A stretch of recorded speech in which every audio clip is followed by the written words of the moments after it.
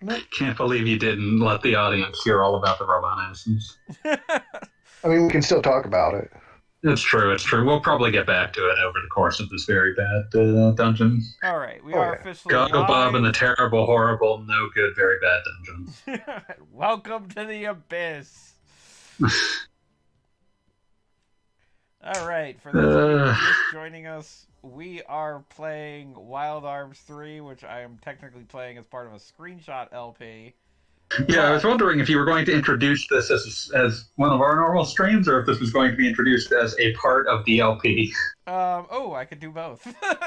Yeah. Hello, for those of you who do not normally watch these streams, this is Wild Arms 3. Wait, this is Even Worse Streams. And we are playing Even worse, Wild Arms 3. For those This of you, will be the sure worst we'll part find- of Wild Arms 3. for those of you who I'm sure we'll find something even worse. For those of you who only have been reading the screenshot LP, I am Goggle Bob, and the person who has been actually playing the screenshot LP. And here, let's everybody else say hi. Yeah, I'm kind of a master. Sometimes I post on the forums, but most of the times I don't. And when I posted on the forums, I'm Genie, but I haven't been there in half a year, so probably everybody's forgotten about me by now. Nah. Didn't you start like one of the threads that are still going? I'm trying to think of what. Yeah, I started the Fire Emblem thread. There you go. Yeah, that's why I saw your Yeah, I name know. there. That's the thing. Like every once in a while, I see your icon, and I'm like, no, I know this one. Hey, this game is really aggressively trying to push you into a fight. Yeah, well, see, here's the thing. This is 100 floors, and if you've got enough migrant seals at the beginning here, you don't have to bother. So guess what? I'm not going to bother. Oh, I should probably note here, for those of you who care about the Let's Play, this is technically my endgame, like, where this is actually... Jesus Lord, how much did you cheat? Well, not very much, actually. This is just the New Game Plus to begin with. And now we've gone through the game as well. And So how many of them have finest arts? only one. And because you only really need to use it twice, even for the big bad boss. And by and large, the stuff that's equipped is just for like avoiding encounters and recovering migrant points, because this dungeon is a pain in the ass. Like this is the most like we just want to say the game is longer. Oh wait, that you can do. Somebody jump in the group chat, or not group chat, the live chat. I am. Twitch. I'm looking at And it. It's fine. Every time we go on a new floor, somebody note it. Like, we're on floor 2 now. Yeah, I'll make notes. Because the game does not keep track of your floors at all. So every time we... So this sucks. Don't want to belabor the point. Yeah, I do... This is... Okay. Oh, I was just going to say, I am not going to apologize for the entire fact this is a live stream, is because I just did not want to do this alone again. I did this dungeon once in my youth, and I know it sucks. And that's where we're at. Like this entire like setup from an art and asset perspective is the most we don't want to like we need to pad for content. The expectation of JRPGs at this point is that they have at least one ridiculous bonus like thing that you can waste your time on. Yes. And this is the most blatant, like it just needs to be in there. Here's a fun one. Okay, so in the arena of this game, you can win a special item called the Relic Coin. And the description reads, allows infinite saves anywhere. Now, the fun fact Except here. Anywhere comes with the condition of not here. That's The terrible. abyss is literally nowhere. Yes, there you go. So, the one... And you have to go through hell to get that item in the first place, to be clear. It's like, And of course it's useless by the time you can get it. Yeah, it's useless, and the one place where it might come in handy is disabled. So that's... I would imagine that there were issues with making saves work with the random generations. Yeah, no, I would imagine that to be 100%. accurate. But it does mean that you have to do this entire stupid dungeon in one go. All 100 floors. All 100 floors. Are we keeping track in the chat? Yes, I Yes. am. Okay. We're on floor 3. This is reminding me of a game that hosts itself attempting random generation in a way that's tragicomic. Was that like Tempest or whatever on the Dreamcast? No, there's a lot of things that you could be talking about on the Dreamcast, not the least of which was Evolution, the World of Sacred Evolution, Device. But thank you. That's it. no, I'm thinking of something where people actually had expectations for it, and that didn't even have random generation by the time it came out, but they wasted a long period of development trying to. They wasted a long period of development trying to make random generation work, and that is the fourth Mass Effect game that no one liked. Oh yeah. Andromeda. Yeah, Andromeda. Allegedly, multiple years of development they spent trying to make it so that they could randomly generate planets for the player to go to, and that pipe dream had to be dropped. And it's just one of those things. Like it was very trendy for a period in the mid-10s to just try to randomly generate shit, and it took multiple high-profile instances of players deciding that the randomly generated content simply wasn't very interesting. I mean, It's not to say that. oh, go on. That's not to say that Mass Effect's, the original Mass Effect's trilogy's planets were very interesting to begin with. Yeah, well, after Mass Effect 1, they realized that, we should just maybe stop doing this entirely, and so they started making levels that, like, weren't super inspired, but they were no longer the point. Everyone just wanted to see what Shepard was doing. It's very funny. There's a YouTube channel that exists that's basically one of BioWare's former executive producer level people just talking about his time working at the company, and it's very funny how long it took everyone up to and including people within the company to fully admit and embrace everything else exists to give people an excuse to learn the stories of the characters they got in their parts. They had to learn that? I think that internally they figured that out fairly quickly, but they never were willing to say in marketing the game exists for the characters. They were never allowed to say it. It's very much you couldn't sell or at least as far as big as far as big publishers were concerned, you couldn't sell games that were built on social aspects for a very long time. Social aspects interacting with the game rather than with other players. Yeah, no, and then what changed? Persona? I think it was more just a matter of those elements became so pervasive in so many different games that it sort of became you won't put it at the forefront, but it's obvious that people care about the characters, so you can market the characters, I guess. I guess. Oh, I see what happened with Twitter. They started ranking games by how much fan art in coffee houses there were. And that's why Fire Emblem Three Houses is the most popular video game ever made. I mean, Fire Emblem saved itself by just going all in on that. To say the least. It's like, hey, here's the cast of Fire Emblem Awakening. Which one do you want to have sex with? Why would you limit me? What Fire Emblem party would you like to have an orgy with? The fans who say no, the FBI's on their way to talk to you. Gosh.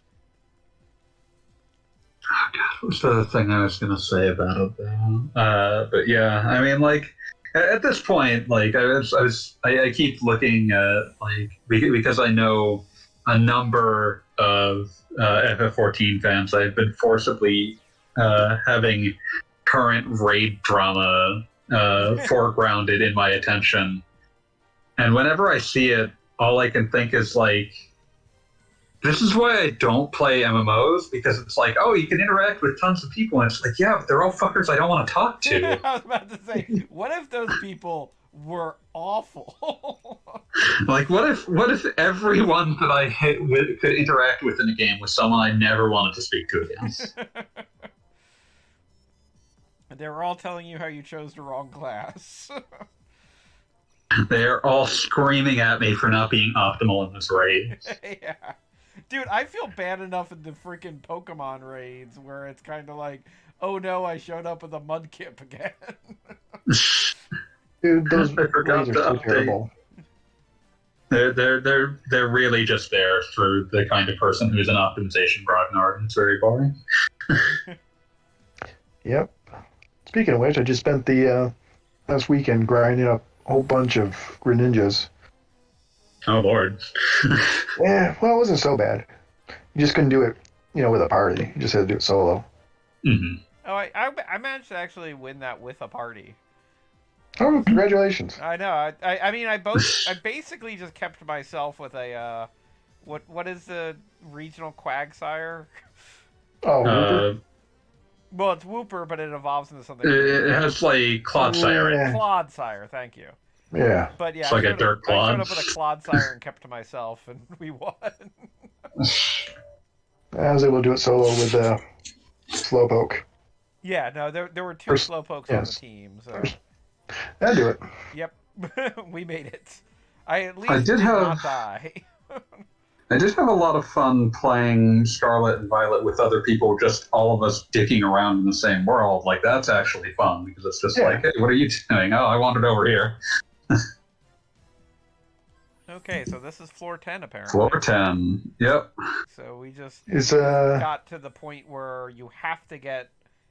That was the, let's call it, tutorial area of the Abyss, because you have to get that deep to beat the game, because that's where you get the Dragon Tower, or Dragon... whatever. Oh, thank God. Like, just to make sure that players' appetites are whetted for the exciting gameplay thrills that I mean, that's the await. thing, is that what you just saw, which you probably can't cancel all the encounters when you first get to this area, but what you just saw is required now for 90 floors of optional content.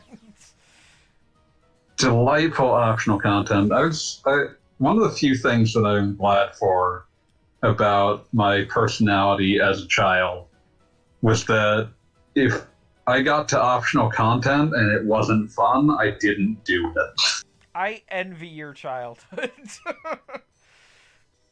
That's the only enviable thing. But what I was gonna say was like, okay, I think I got to the point where I was like looking at the celestial weapons in FF10 and just immediately gave up. Oh no, battle.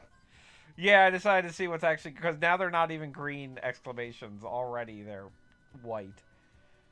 I forget what the system is. Does it have to be red for it to start subtracting, or? If what it is if it's white. Hold on. Yeah, I think Jeannie's about to kill something. I was about to say I see words in greater effect. They want to offer you viewers and followers. Anyway, hold on, I gotta deal with this. Oh, poop, I can't do it. No, you don't, I thought you had the thing. The power. I have the ability, but I don't have... I didn't have the chat up. Yeah. Hmm. But anyway, where was I? Oh, yeah.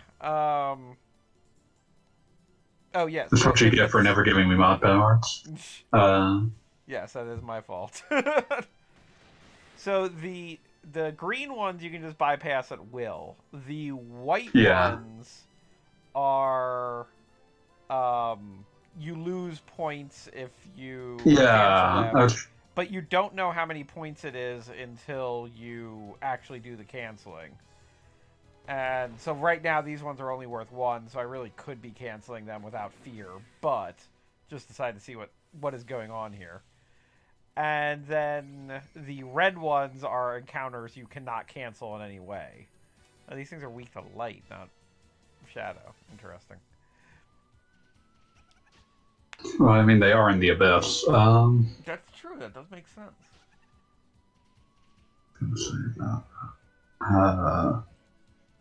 And they attack in gigantic groups, and they use status effects because they're giant.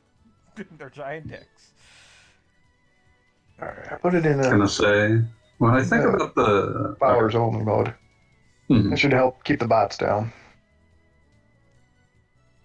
When I think about Wild Arms' a counter avoidance system, it reminds me of a visual version of all things Shadow Madness. Or anyone play that one? Of course, you played that one. Yeah. Shadow Madness. It was the Sounds right familiar. era. It was a Western-developed JRPG-style game written by Ted Woolsey, and that was the only good thing about it. Advertised in GamePro magazine. It's ungodly hideous, but it has the occasional good bit of dialogue. But I think the thing that sticks out the most about Shadow Madness, aside from the fact that it has maybe the worst menu system of a JRPG of that era, is that it has a level cap of... Yeah, the level cap of 15. But an EXP curve like a normal JRPG. Truly incredible. That I don't quite know how to describe that game. The protagonist's name is Stinger. I don't know why.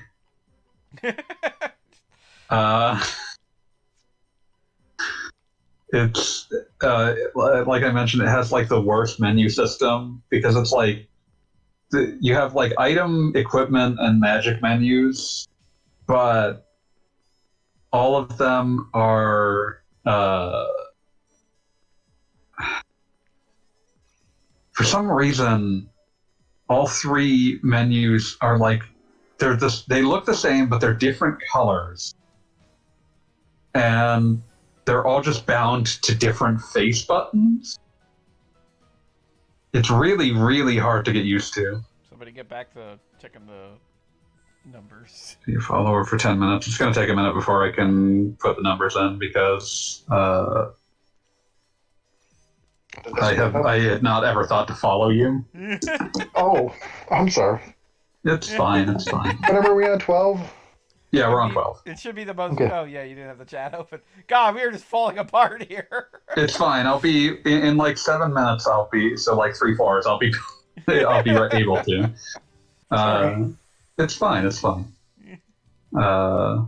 But... Yeah, like... Oh, God. Okay, maybe no floors. What, Voidra? I'm just saying this fight might take a while like the last one, but... Well, at least there's only one thing, but I think this is the thing that has the ability to literally eject you back to floor 1. That sounds hateful. It is. I don't like that.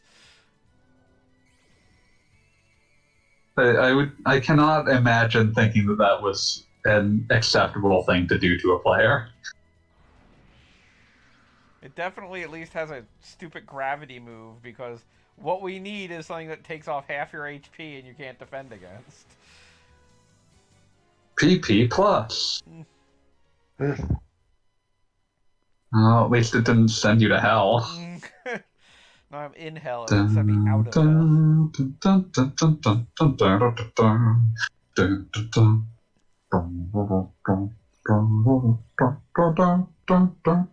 Luckily, when you collect the gems, they refill your encounter gauge a little bit, and they refill your vitality a little bit. And yeah. Not like significant, but the fact that like literally that took us down to like 25 vitality in one shot. It's like you can see how this gets annoying fast. Now also, the other interesting thing is the Gamel coins allow you to save, which they of course do not allow you to save here. But they also allow you to continue if you get a party wipe. So you're at least not completely screwed if you like get a bad matchup. But yeah, I made it. Hey, you made it. You're not others for a moment. For a moment. Listen, I know how this turns out. Oh yeah, you can rotate, Yeah. which you usually don't in this area because it's disorienting because it has no I was landmarks. about to say, because you've got like a freaking whatever's going on here. Wait, so if Beat is missing a week, does he get relegated to the others? No, because he'll scream at us if he does. I was about to say, no, he just doesn't get mentioned at all. You're too mild mannered, Kelly. To be honest, though, B would scream at us anyway. It's true. Just find a different reason. It's his thing. Like we were talking about He's Persona. known for it. Yeah, he will find something to be upset about. I love the man, but he will find things to be upset about.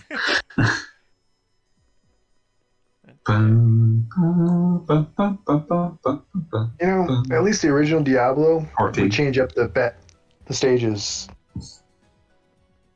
design every 5 levels.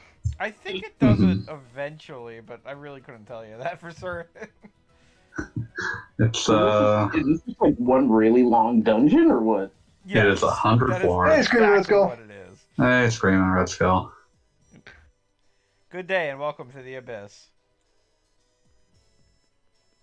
So is the abyss the It's the bonus The dungeon. game. It's 100 floors. It's randomly generated, and no, it is not fun. Wait, can you tell what floor you're currently on? No, that's why we're keeping track in the chat. I was gonna say only because somebody is keeping track of it. He's currently on 14. Well, that's not too bad. Yep. So all those times he's dropped, that does not count as a floor. No, No, does no, not. it does not. This is not operating on Toe Jam and Earl rules. I was about to make that reference. Let's I go. know. Yeah, this is not fun. So this is something Even that worse. only dedication, only pure dedication to the forum could bring you to this. All right. Another floor down. But yeah, I've long held the philosophy of don't treat a video game like a job. But also, I am the sort of person who makes projects out of playing a lot of video games, so maybe I'm lying. I was about to say, tell us about the Mega Man franchise, fanboy. 50 some odd games in? It's alright. Looks like That we're wasn't the for Mega floor? Man Legends. 15. In a couple floors, I'll be able to start putting them in Oh, myself. Okay. I'll get back to playing Secretary then. If you don't know what game that is, don't Google it. So when you drop, that's on purpose? Like, what does that do? I mean, Sometimes it's on purpose, sometimes he's just klutzing. yeah, no, what it is when you fall, it resets you to the middle of the room, or where you came into the room, rather. Which in some rooms can be useful. Yeah, but you can see how this path, like, it will take forever to traverse it going back. Got it. May as But well it's drop. much closer to just, fall off a cliff. Speedrunning strats, yep. Yeah. Yes. Imagine speedrunning this. Imagine hating yourself in that fashion. Oof. I mean, just the idea of GDQ is off a block practicing hour. this. I mean, my plan on this is that I did this once in probably when I was approximately 20, and I'm doing this once for the Let's Play, and then I'm never doing it again in my life. I mean, And if I you had really asked me, we would have done like the first 10 floors and been like, I don't need this ever again. Well, I You gotta could've see just- that super boss. It's a Wild Arms tradition, and if I'm playing this game anyway, I gotta play it to completion, at least that capacity. Bob, you could have just taken screenshots of the first 10 levels, rotated stages around, and taken more screenshots. One could have And come proved you back good wrong. enough. Look, here I am on level 40. That actually might wind up being part of the Let's Play. I will state that now, where I just recycle pictures and here's level 10, here's level 20. No, I don't know what what floor this is. This is a 100-floor secret dungeon. Yeah. Yes. This was very in vogue at the time. Remember the Chrysler building? As was the style at the time. I think it was a brain Hey! poisoning from the idea of like a RPG had to have like 70 hours of gameplay. Yeah, I mean, like That. Stupid dungeon. every fucking game was just like we need because like you go back to like the 80s and it's like this is the hardest game around, so you'll spend forever playing it. Then people got really sick of that, so it's like we need content dense games. So it's like it has like 1,000,000 hours of content became like the core thing you saw on the back of a fucking box of an RPG. It's like here's Star Ocean 2. It has 80 endings. All of them are 5 seconds long, but they're there. 5 seconds long. The end. I fucking love them, but they're like just because they're weird. Like you can get endings in Star Ocean 2 that are determined not just by which two characters end up together, but which one likes the other more. Because the character who likes the other more is the one who makes a sacrifice to be with the other character. So like if the two protagonists, it's very easy to pair them off. If Claude, the human, likes Reyna, the like alien elf, if he likes her more than she likes him, he will settle on her home planet because she doesn't want to leave. If she likes him more than he likes her, she'll go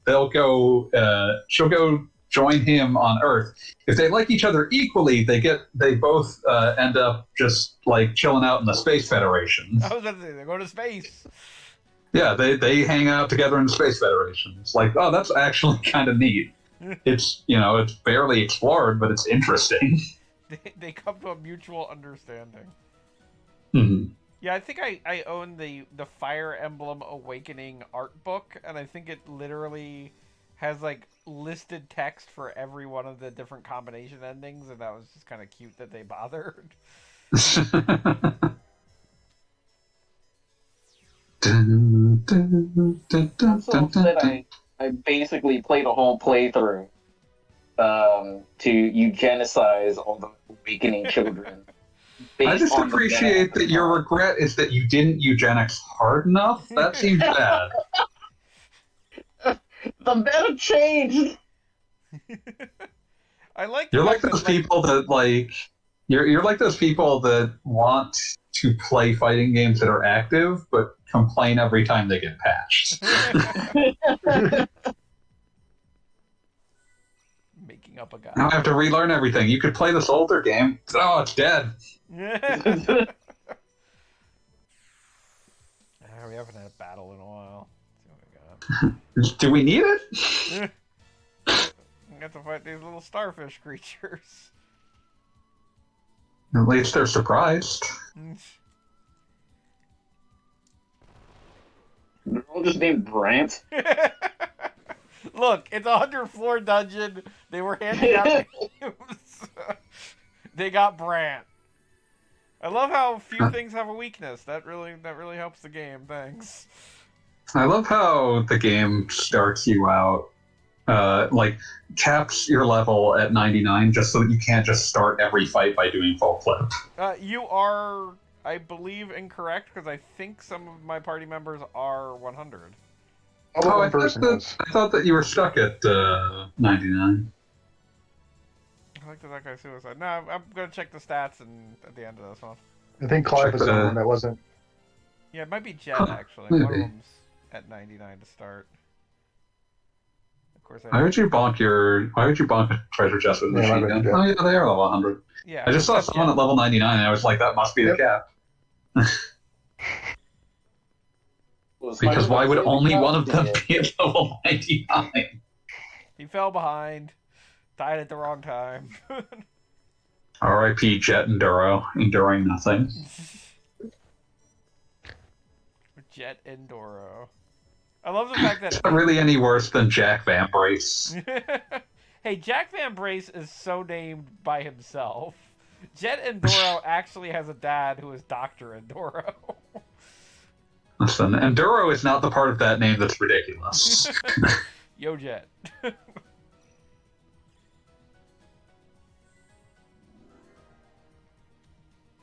Right. Yeah,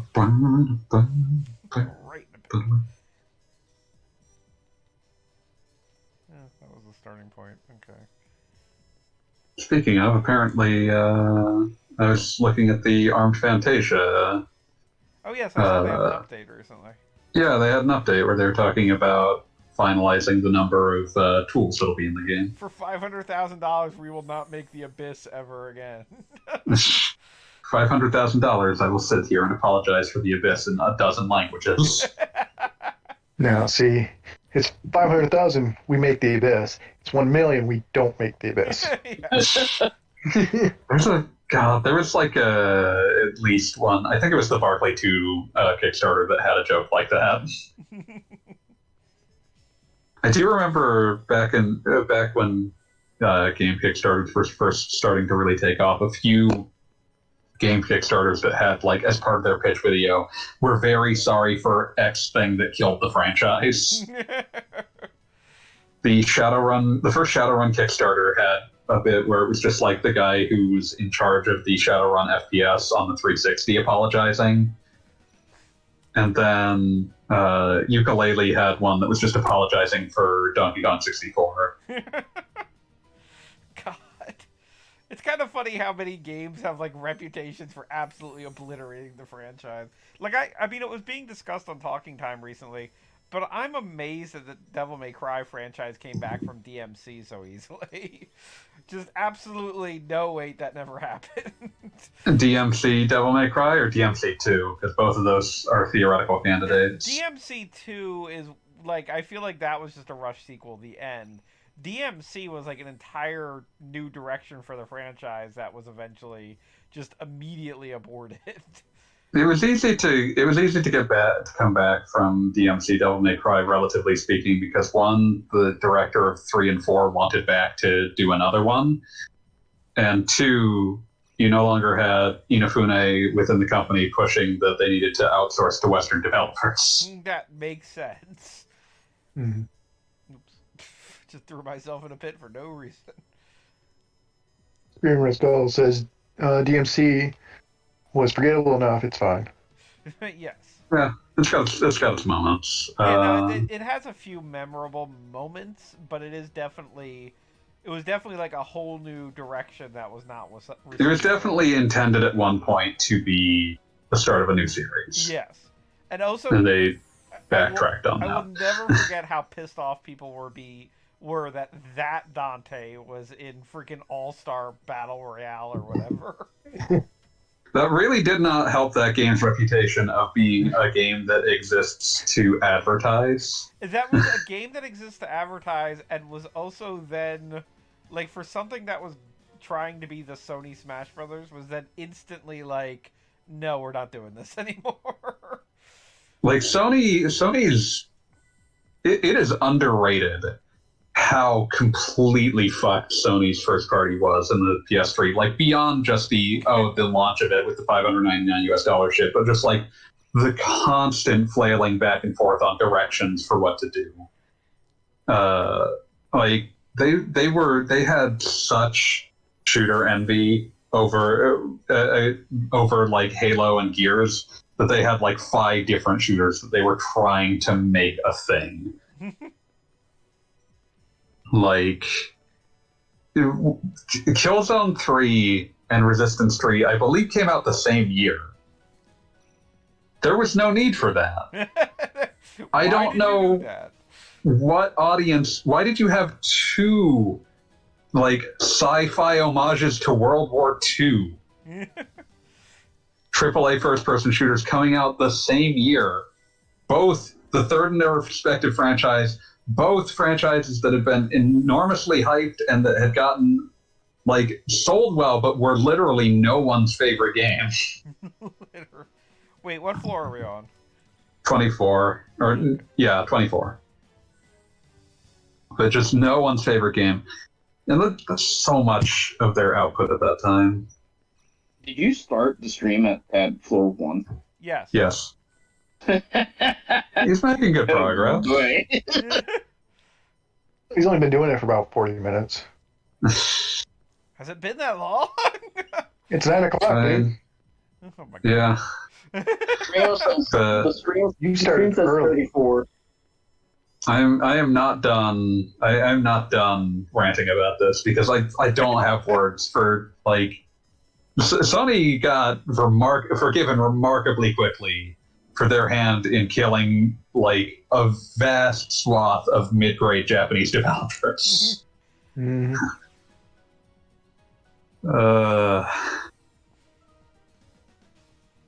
Screaming Prince Skull says, "We gotta kill Halo, though, bro." They really wanted it. They bought Guerrilla sight unseen on the promise that Killzone would kill Halo, and now we're like, no one within or without the company wants to think about Killzone again. Yeah, I'm just kind of picturing Killzone in my head and like, oh right. Remember Gene Rowe, the Wolf Brigade? No.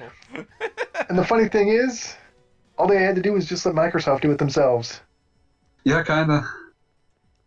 Like, I think it's a bit of a shame that, like, Call of Duty kind of ate the first-person shooter market because, God, its level design's so bad.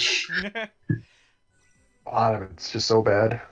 Yeah. I mean, like, it's also... I mean, if we ignore the obvious, like, profound, like, fucking reactionary overtones, like, just if we just look at it as a pure object of design, it's just like, oh god, all of your level design is so boring.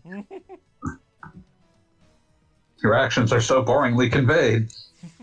Halo Killers were the moment where I saw the game industry for how stupid it was and how stupid it thought I was. Yeah, no, like, there's a lot of this thing. There's a lot of this thing sounds stupid. And a lot of times bullshit. That wasn't necessarily a bad bet. A lot of bullshit, indeed. Still is. You get less in terms of bullshots nowadays, just because like some places actually did get sued over it, and it just isn't worth it. Nowadays, usually if something looks worse than it did in a preview, I think it's probably fair to assume that they just found that it was unworkable. We can only do this for one level, and then everything goes away. Like once I would imagine that it was more just like we expand this out. It functioned stably enough when we looked at it, and then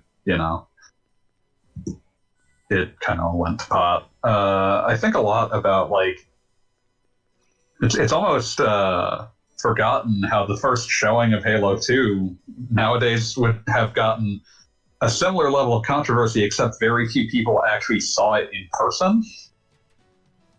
That makes sense. But like the first trailers they showed of Halo 2 was one entirely like they pretended it was gameplay, but if you went off the rails, allegedly according to Bungie itself, it would just break constantly. But it also was showcasing tech that ultimately proved unworkable, like these really cutting edge SIGGRAPH stencil shadows that like ultimately, in anything but that extremely controlled demo environment, tanked the frame rate to such a degree that it was just impossible. Please stay on the rails or the entire game will crash. Yeah. It's a fascinating demo to look at because it's like, it's identifiably like, yeah, that's what you would expect from a Halo 2, but it's also identifiably none of this is in the final Halo 2. It is very funny to me that Bungie has now been owned by two different first-party developers. And that after as rocky a marriage as the first one was, they decided to go for the second one. As rocky a marriage. Did they decide, or was it decided for them? I mean, I would imagine that they kind of needed money, and that Activision did not look like an inviting choice at the time. Think about how funny that would have been, though, if they had been bought by Activision and the Activision deal actually went through. So they'd be owned by Microsoft again. We're back. No, they'd be farmed out to making Call of Duty maps. Oh god, yeah, that would have sucked. That would have been a nightmare. Let's see, the thing that Halo Killers revealed to me is how the industry sees success formulaic. I mean, yeah, that's every industry though. Like, follow the leader is not exactly a gaming unique trend.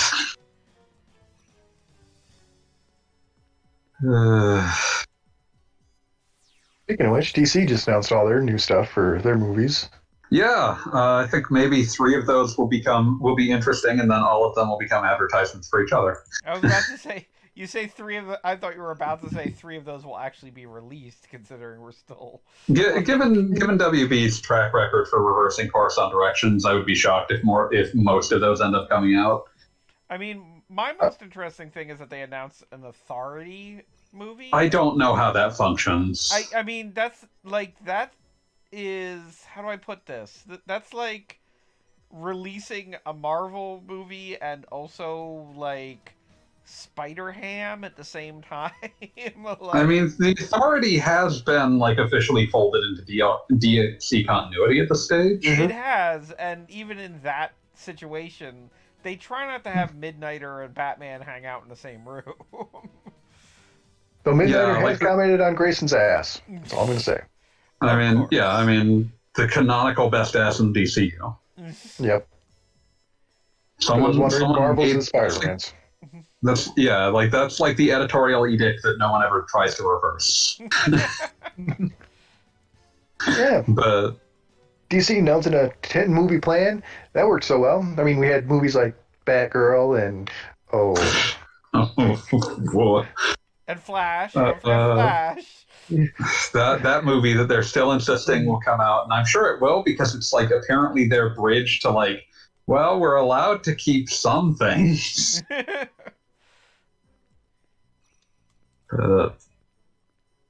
Yeah, like I don't know, like there's like 2 or 3 things in there that I find mildly interesting because I'm genuinely curious. I fully could see someone at WB saw dollar signs the second someone proposed you could have a Batman movie every year. Like someone was like, but what'll this do to the Batman movie that we already have that was fairly successful? You could have 2 Batman movies. It's interesting to see someone actually try to tackle Robin again. Yeah, that'd be interesting. One that's got me genuinely interested, though, is Swamp Thing. I want to see how they do that. That one sounds like very much a James Gunn, if you will oversee the rest of these movies, you are allowed to make Swamp Thing. I will throw $1 down on that. They're going to try and introduce Poison Ivy into that as well. I can see that. I would easily put that in there. I mean, I'd be genuinely curious as to what, quote unquote, what Poison Ivy winds up hitting the big screen, because that is a woman that has had a lot of interpretations recently, and some of them are a lot better than others. I feel like you end up with anti-hero Poison Ivy if you get any Poison Ivy at this stage. And I can see that. is a character that makes sense in Swamp Thing. But at the same time, I really don't see them going too accurate in her being an environmental activist because, you know, they're capitalists and yeah, but they also know that if they introduce her without any aspect of that they kind of just like piss off everyone for no reward. they'll make up for it by doing a second film with her where she meets Harley Quinn and they have marriage. That'll be Birds of Prey too. Oh man, I would kill for that. It's not gonna happen though. Listen, it'll happen, and the internet will nickname it Birds of Gay. Incredible. I mean, legitimately, I do have to say the characterization of Poison Ivy. I've mentioned this on the stream before. I almost called it the Harley Ivy. The show. That is what it is. Like that. Well, because it works in that because they kind of make the point that she's been doing the like ecological Avenger thing for a while, and has realized she isn't making that much headway, so she's just kind of bored with it. I mean, that would put anyone. I would make anyone a little discouraged about the whole thing. Yeah, who'd be discouraged about anything looks out the window at the current world? Yeah. Yeah. And it's also Just consider the Batman universe, how weird it has to be, like the same person who is like essentially trying to turn Gotham City into a plant utopia is also thwarted by the same guy who routinely stops like Orca the human whale, whose biggest goal is she's trying to steal a PlayStation 4 right now. I do wonder what they do tonally, though, just by virtue of, like, when I hear, like, I don't know what the comic assumption would be when you name a film Batman Brave and the Bold, but that sound... Brave and the Bold, like, when I think of it, I associate it with the cartoon from, like, 10 or 15 years ago. Which was excellent. It was, like, very much the lighter Batman. It was the lighter Batman, and in addition to that, like, it was... And this was the concept of the original. It was the Batman team-up. Yeah, there's a different buddy every week, and almost half the interest is, oh my god, how is Batman going to work together with the Atom, or whatever is going on. The Red Tornado. Yes. A character with no personality. Ever. But it does lead me to wonder if they try to contrast that tonally with the Reeves Batman or not. But then again, they also led with Damian Wayne, noted assassin. Noted beloved assassin. murder boy. I mean, I had this suggested in one of my articles where I was trying to figure out ideas for new Injustice games, that they should just... My idea for an Injustice game was the Brave and the Bold, the fighting game, where it's a two-player tag team game, like Marvel vs. Capcom, but your partner is always Batman. So you choose one character and your partner is Batman. And they could just do that as a movie. Just a whole bunch of characters teaming up with Batman, and just everything's through the lens of, well, Batman's here. I feel like the thing that felt like the most, like, specifically a sop to nerds is we will do a Booster Gold TV series. Did they say if it would be the same guy from Legends of Tomorrow? Oh, They yeah. did not. I would expect no. Because I think that's not due until, like, 2025 anyway. That's okay. He's a time traveler. He can wait. Poor Legends of Tomorrow. He's so gay for this world. Yeah, Legends of Tomorrow just... I mean, this has also been mentioned on the stream before, but definitely the greatest course correction after a season 1 of possibly any piece of media I can think of. Impressive. There's a lot of bad season 1s. Yes. No, it's 100% true, but definitely in the superhero genre that I can think of. Because that is a genre where... Usually those are basically what they're going to be from the start and just sort of get worse sometimes. Well, I mean, Yeah. I feel like nearly every superhero, and by superhero I do mean shows with characters who specifically have superhero powers. Because I feel like shows like Gotham and Arrow avoided this by not having superpowers. But nearly every superpowered TV show, season 1 is the character has got new superpowers. They're trying to figure out how these powers work, and the finale of season 1 is they use these powers in, like, the most godlike way you can imagine. Like, you know, they have finally And now we have nowhere to go. and then that's it. They do another season, and it's like, well, you have amnesia now? Like, the origin story is not easy per se, but it is easier than continuing forever. Yes, and just the fact, like, I mean, I'm thinking back even particularly to before the big superhero boom. Remember Heroes? Yep. Not when I can help that. I mean, that was one where they had a character who could they had one character who could travel through time, and one character who could have everyone's powers. And then they thought they'd get a season 2 out of that.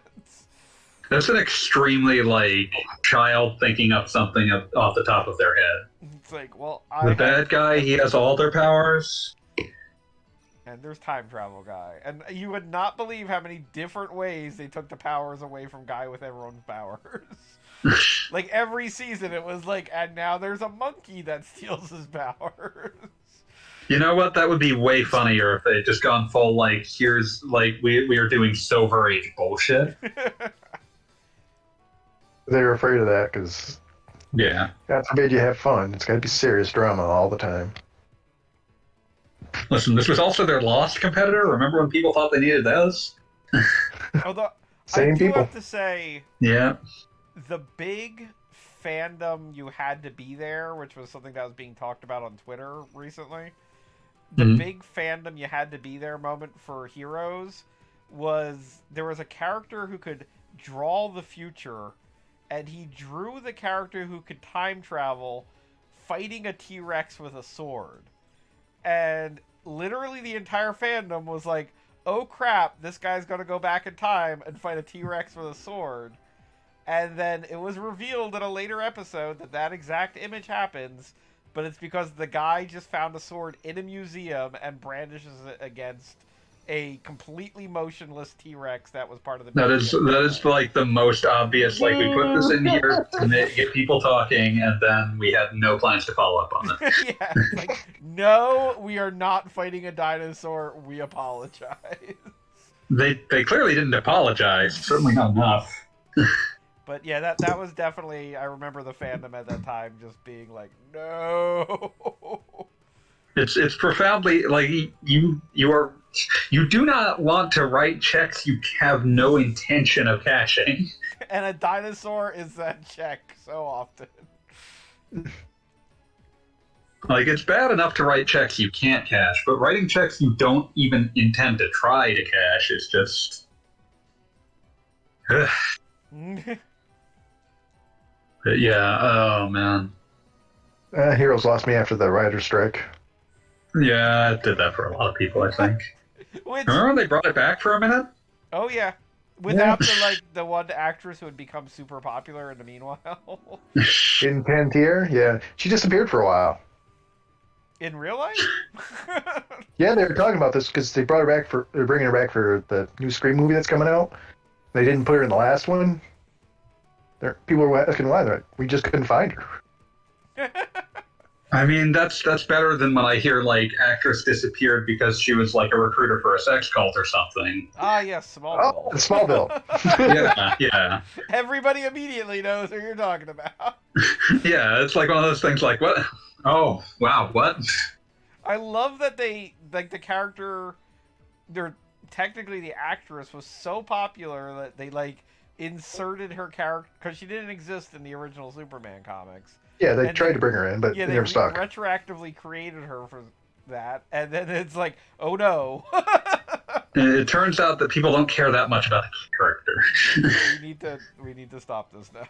To be fair, Superman has a long history of doing that.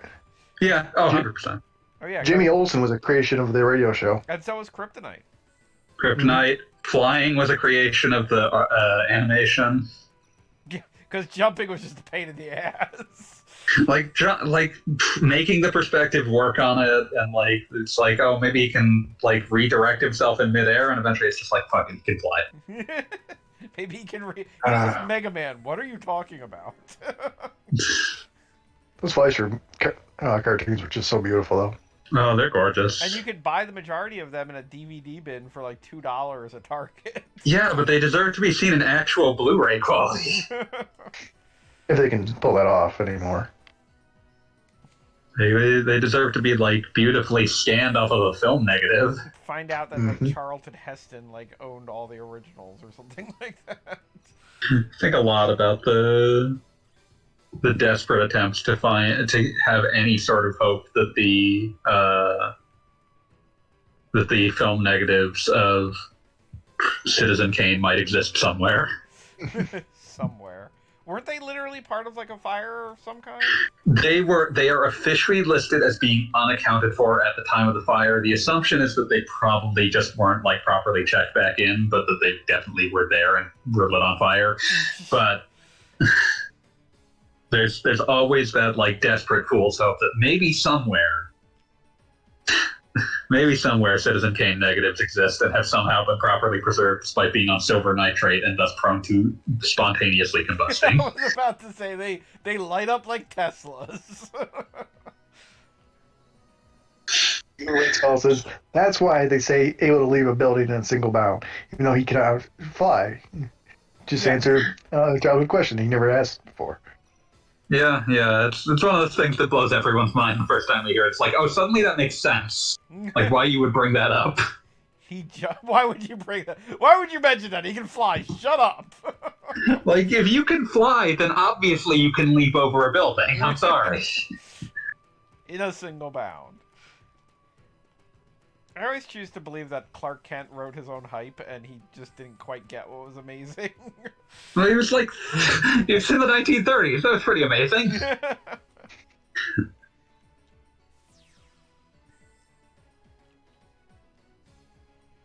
Oh, man. Can't everybody fly? I mean, can't people who are news report? I forget it.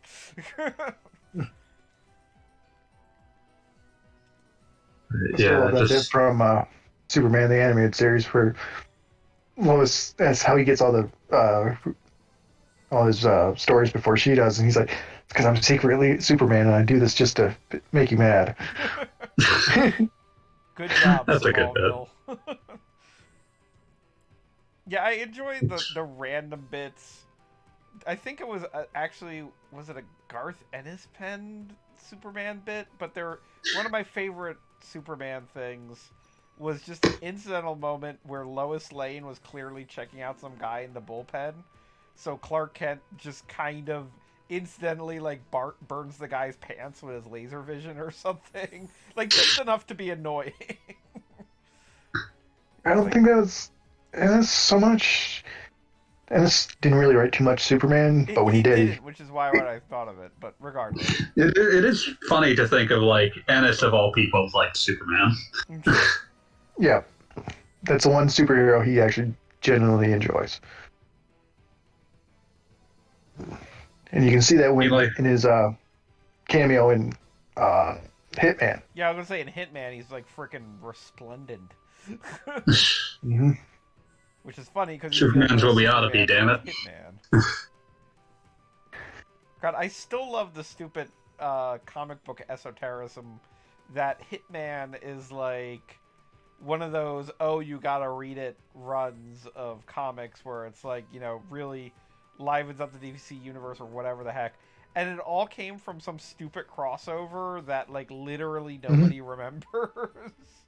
Bloodlines. Yes, there it is. Where like aliens are inviting and like they just randomly. Yep, they bite people, and if people survive, they gain superpowers. Is in all the annuals that ran that year. Yeah, and it was just one of those crossovers that was like, what?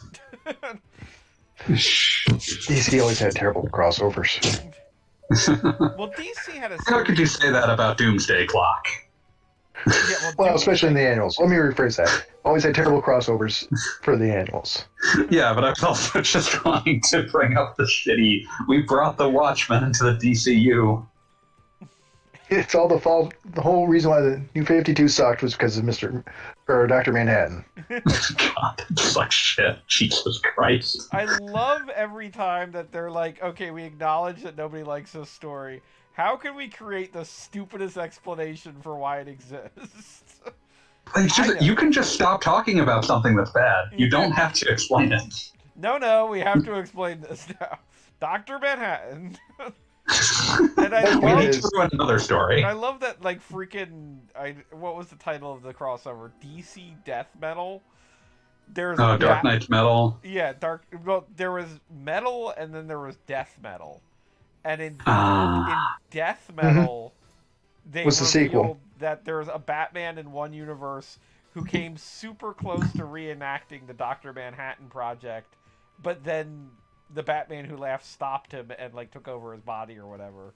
But I just love the idea of. And he became the Dr. Bad Hatton. Yeah, Dr. Bat Hatton. I just love the idea that. Can someone just tell Jeff Johns to stop? They tried. They gave him his own little Flashpoint universe and said, "Here, go play with this. We'll go do this stuff." That's how we got Death Metal. And then he tore off everyone's arms. Now, Death Metal was pretty cool, aside from the fact that, like I said, there's just a ridiculous Batman who almost became a god, but like missed. Was a god. Because he took out the original creator of the DC universe, the hand that appeared in the at the beginning of the time. Yes. Yeah, that was called Perpetua. Yeah, and Dr. Bad Hatton killed her. Yeah, well, that whole crossover explaining every crisis was one aspect of a bigger crisis was great. It's just like the biggest, baddest thing that has ever happened in this universe. Yeah, they were all small potatoes next to this crisis. They're always that way. Oh, I You gotta love it. stop escalating, guys. I I'm was gonna say I sorry. never get tired of that. Like we're just Goran logging this shit. I want to say they tried to stop escalating with the recent Dark Crisis, but I haven't read that, so I can't tell you for sure. Sorry. Like, it's just one of those things. Like, whenever I think about like how it's useful to like very deliberately de-escalate. Like, this is unfair because it's one author making a choice, but I think about like JoJo deliberately de-escalating from part 3 to part 4. And just like we've gone from a world-shaking terror to one huge asshole killing people in a like random town. I mean, it's kind of funny whenever Dragon Ball tries to pull back and then Just think of immediately that. rubber bands back to 18 universes are in peril. We're gonna have a fighting tournament for it. Yeah.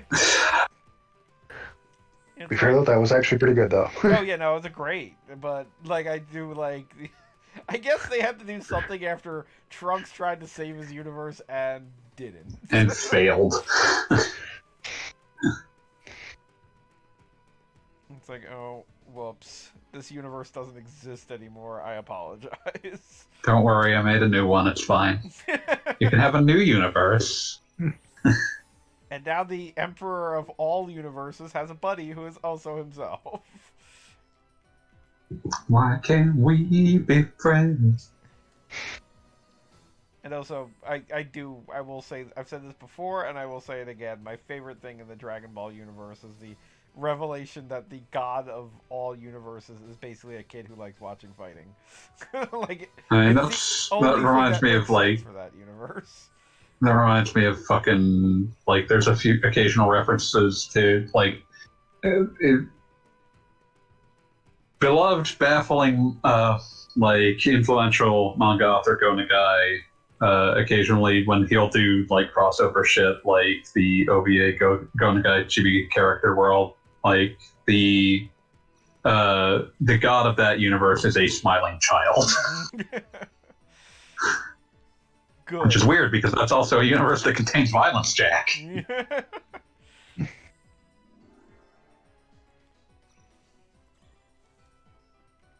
Yeah, but no, more universes where everybody dies and comes back just need to be revealed to be ruled by a capricious child. It explains so much. Exactly. Mm-hmm.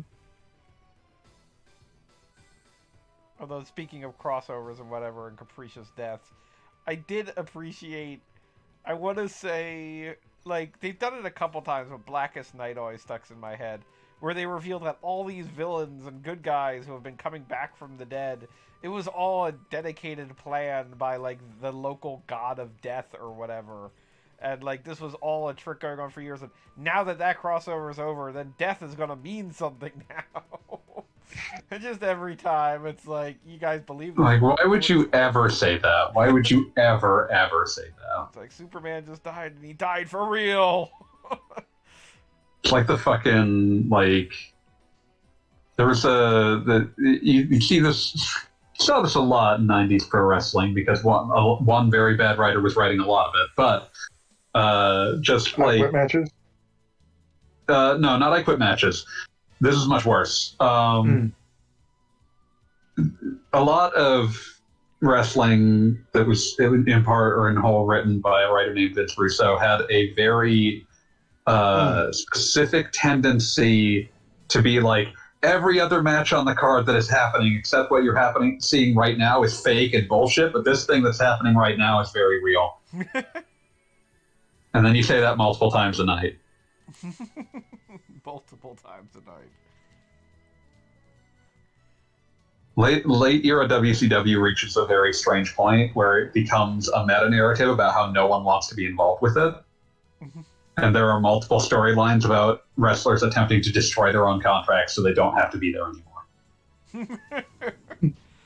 Hogan did it best though.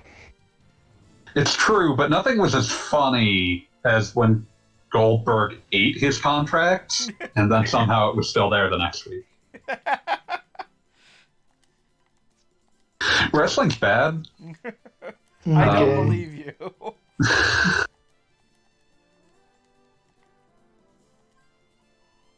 On a side note, I'm using the in this game. I genuinely still get confused if the symbol that looks like little waves is meant to represent wind or water, and I'm betting on water. Hoping for the best. Hoping for the best, but expecting the worst. Nope, it was wind. Oh, well. Let us hang on, let us live Mail myself that forever. answer later. No, it worked out well enough. Say never. Somebody remind me if I ever run into dinosaurs again that they're weak to wind. And then you'll not be able to figure out what's wind. Oh, one important thing to say about this is the monsters, as we get deeper into the abyss, drop some like game-breaking accessories, and it Oh is boy. just so not worth it to even bother to try for them. I mean, the thing you're going to get at the end of this is a sheriff star. This is true. And that is the Like- ultimate game-breaking accessory.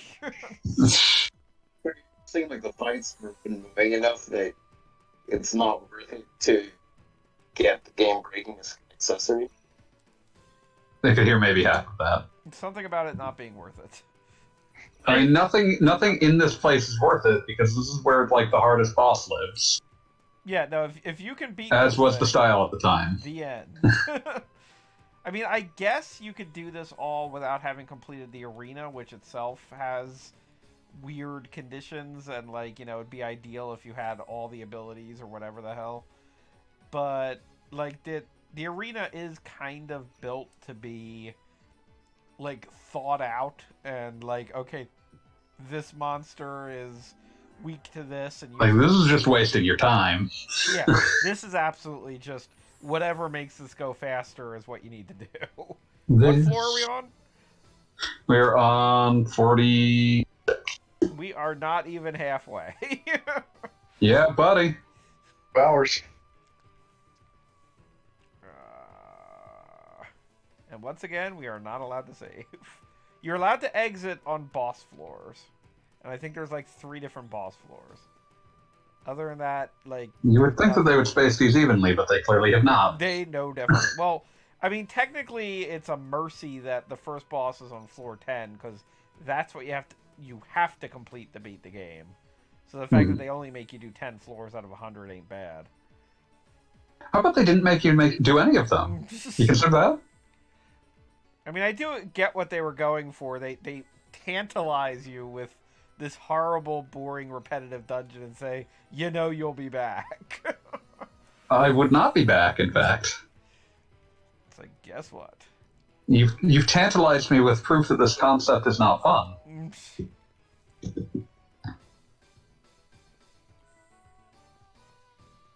I wonder how long of a loop this song has. I'm glad I can't hear it. It's okay. It's like typical Wild Arms, like dangerous. Yeah, I just don't want to hear it for 2 hours. Fair enough.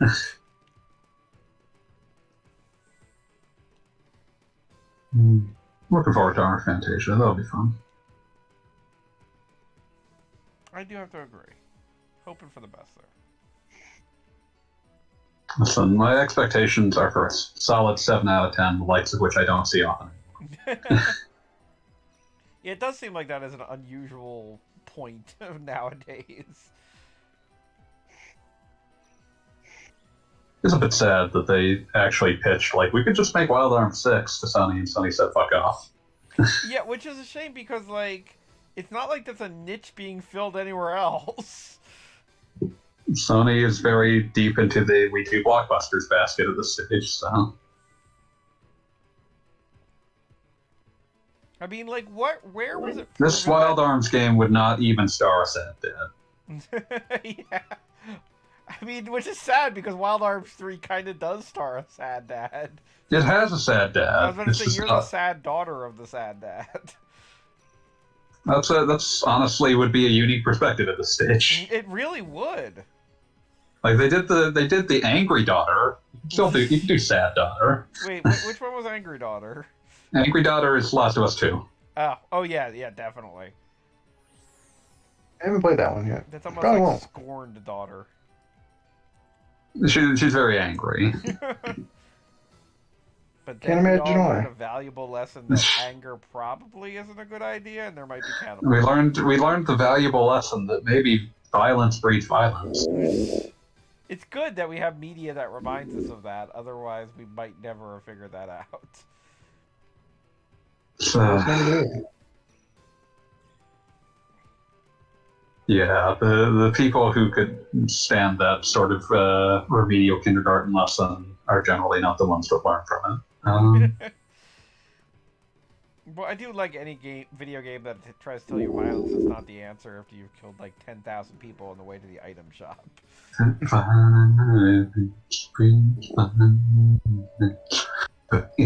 like being a murder hobo is a bad thing. I remember Moon RPG Remix Adventure. Hey, halfway. Yeah, you're at 50.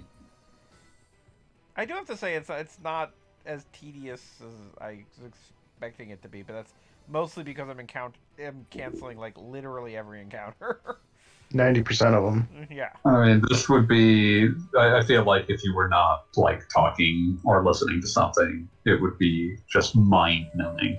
I mean, I think the first time I did this, I'm trying to think like. God, I'm trying to think for the era, like the Friday night UPN program. What would that be, like Hercules and Xena or something?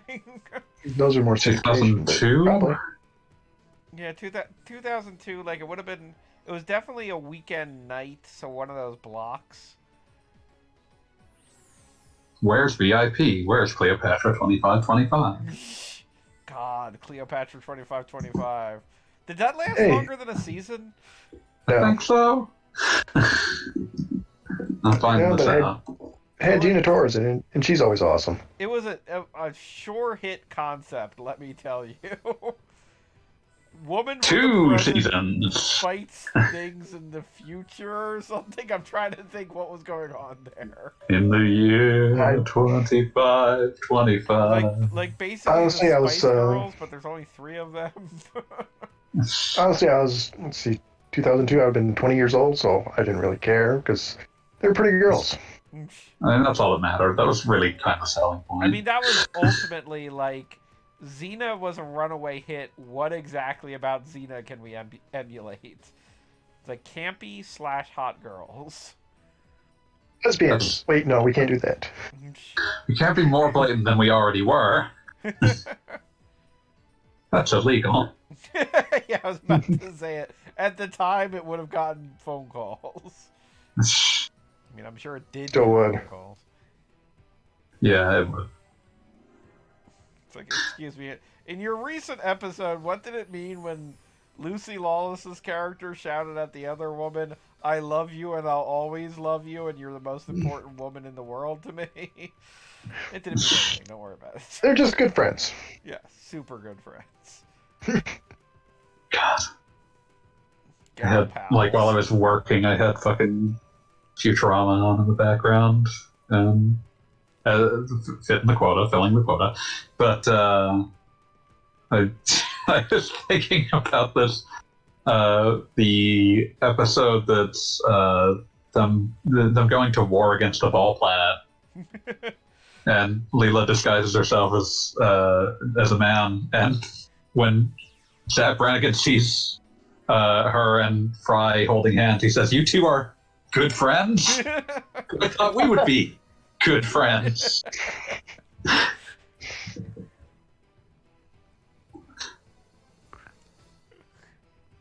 The only problem happens if war is declared. What was that? Alarm! War were declared. War were declared. Sam gum is all bone. I love the Kissinger bit in that too. We have all seen too many body bags of ball sacks. Pretty I to stuff things off a ball? I don't think this is a productive avenue of discussion.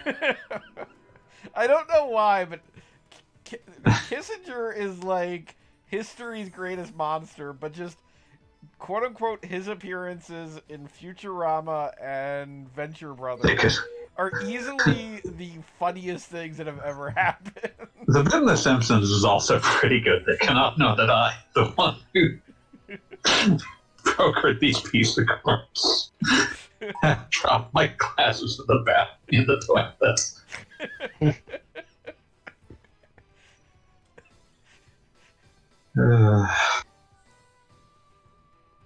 Because compromise is the essence of diplomacy, and diplomacy is the essence of love.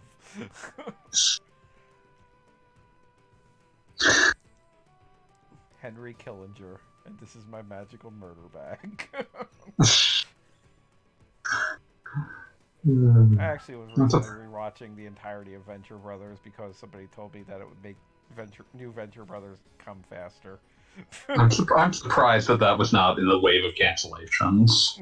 I mean, like... Not to jinx it, I'm just surprised. Oh, the funny thing is the Aqua Teen Hunger Force movie got released to, like, zero fanfare. Like, it exists. And then they announced more Aqua Teen. Yes. And, like, I'm guessing the Metalocalypse one is still happening? I haven't heard otherwise. I feel like if they were going to kill it, we would have heard about it by now, is the thing. Unless it's one of those deals like Batgirl where they wait until it's completely done and then kill it. No, the write-off now would be just as good as the write-off then. Metalocalypse. I should rewatch that next.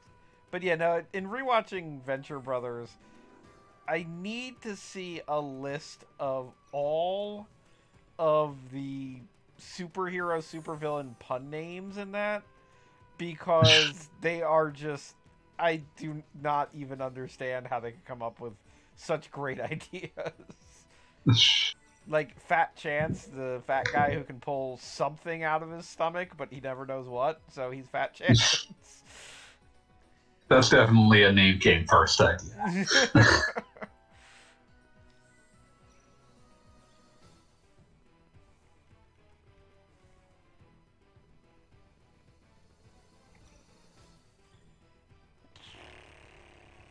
We're on number 57.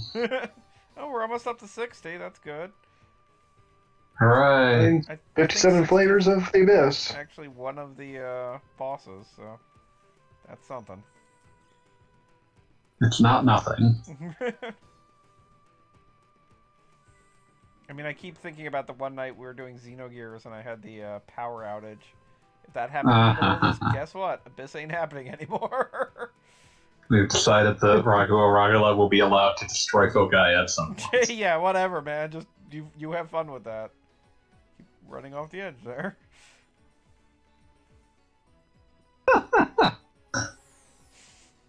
Just the thought of it was causing me to throw Virginia around.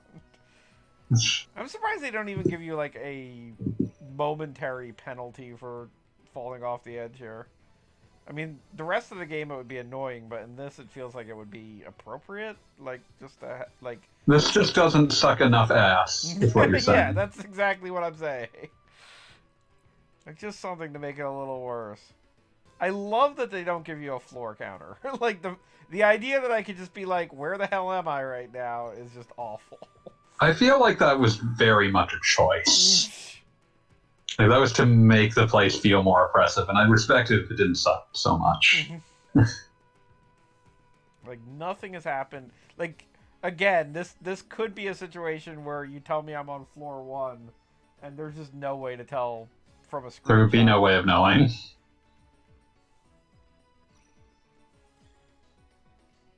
And I want to reiterate, for people who haven't collected every migrant seal and booster pack, like, you're encountering a lot of more encounters in this game, in this area. You know, just in case you thought that this wasn't tedious enough. Okay,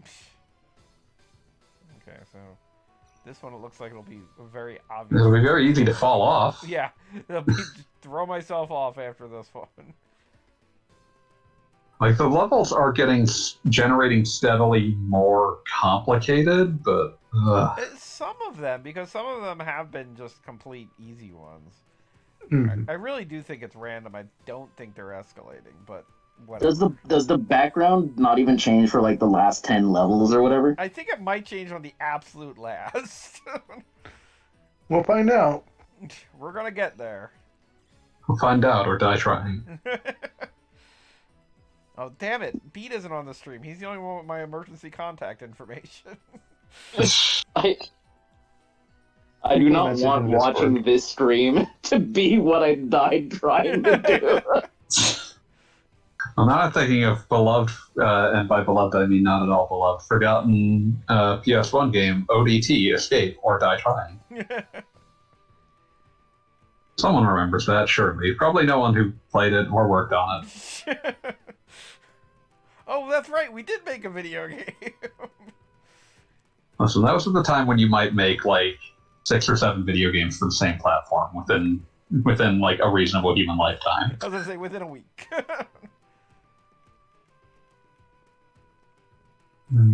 Yeah, I do kind of wonder about, let's say, the resumes of game designers then versus now. And like, I mean, Rareware made 60 NES games. I know, that's what I was about to say. It's like, so, and like the dude who made like one of his, is this floor 60? This one should be floor 60. Okay, well then here we go. We got something to fight. Or at least you're entering floor 60 unless I missed one. But I think this is floor 60, so we might have missed one. Because this is where the boss is. But then again, I don't know exactly how they count this. But anyway, the dude who one of his last games was Bart's Nightmare, but before that, Yeah. like a lot of really cool games. And then he went off and became a priest or whatever. Yeah, yeah. Well, because like he made Bart's Nightmare, so he had to deal with It that. sparked a religious awakening within him. Like he had to That's what I'm mentally doing with my reconcile life. with that for the rest of his life. And what did Red Skull say something? And Red Skull says, what are you fuck even this. doing? Just collecting gems? Yeah, just collecting gems. You collect gems to open the next floor, eventually you reach a bonus boss. Eventually, you reach the end. I actually played a good game, though. Thought about that?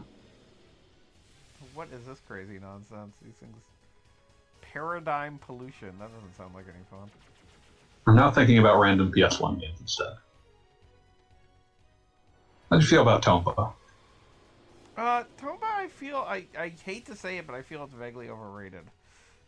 Or I don't think it's bad, but I think the people who for years talked about it as like one of the best PS1 games, I feel are incorrect. never heard it put on best of lists.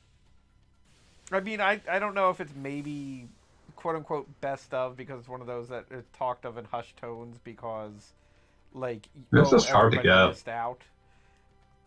It's just hard to get hold of. When you Well, I fall mean, off, back you in- get set to the beginning. Yeah. Of the floor.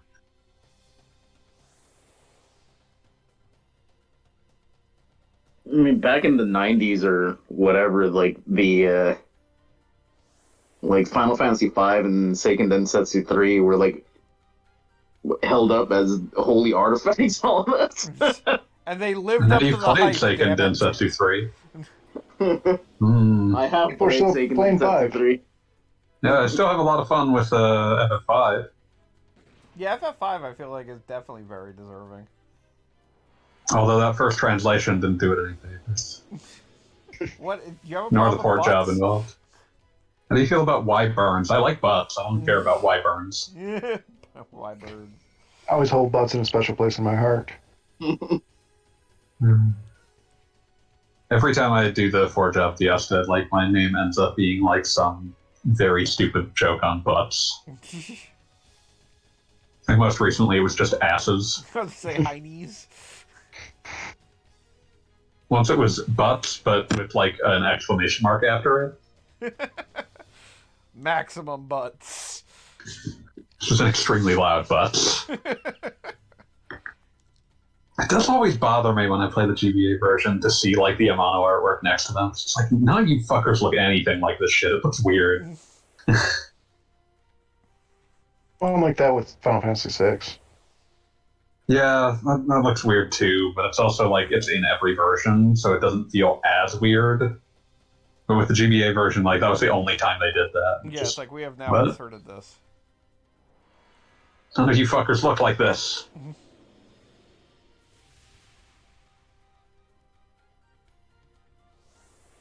God, these guys are really fast. So So I think the level 60 boss is the last boss before the end. So like, it's gonna be a lot of canceling. Yeah. Yeah, and yawning, definitely yawning. Where it goes as loud butts. Well, they could be. The loudest. Who can say? Charles was never Maxine, and I don't like Star Wars. Hey, you know what? Just for funsies, I'm gonna use frickin' Finest Arts. It deserves it. Everyone can be just sort of confused by it.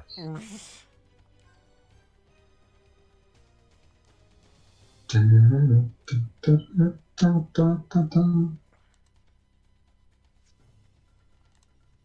just leave you defend. Just a baffling ability. And, you know, and I will obviously cover this in the Let's Play in greater detail, but just the fact that they just straight up give you Finest Arts, and, like, the biggest... They just dare you to figure out what the fuck it does. Yeah, it's like, the biggest confusion about it is how the fuck it's used. Just very mysterious. Oh, I forgot this is the one that gives you Bone. Oh, and Jet finally got a level up. Hooray. Bone. Yeah, Bone was something that you could find in the original Wild Arms from, like, a dog, which makes sense. Mhm. Yeah, this one has a description, a treat no real dog can resist.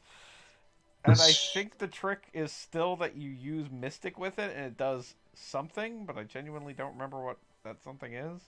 I hope it doesn't eject you from the abyss. Yeah, maybe don't try that. Nah, I really doubt they'd be that cruel. Yeah, and? Let's Do you want to put that to chance?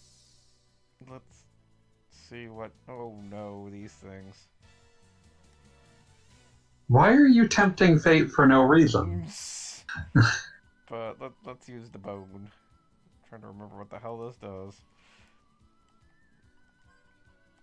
Don't just use summons against these creatures.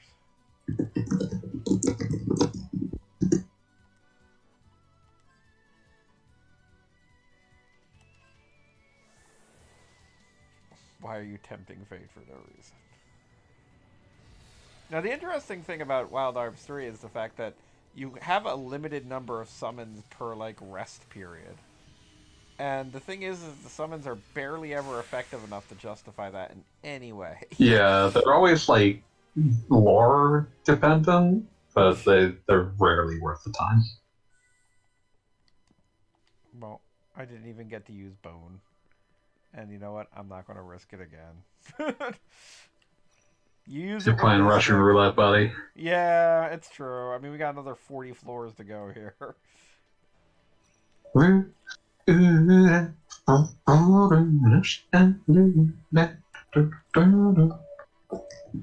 got our ability that increases encounters and everything. It's like, why bother?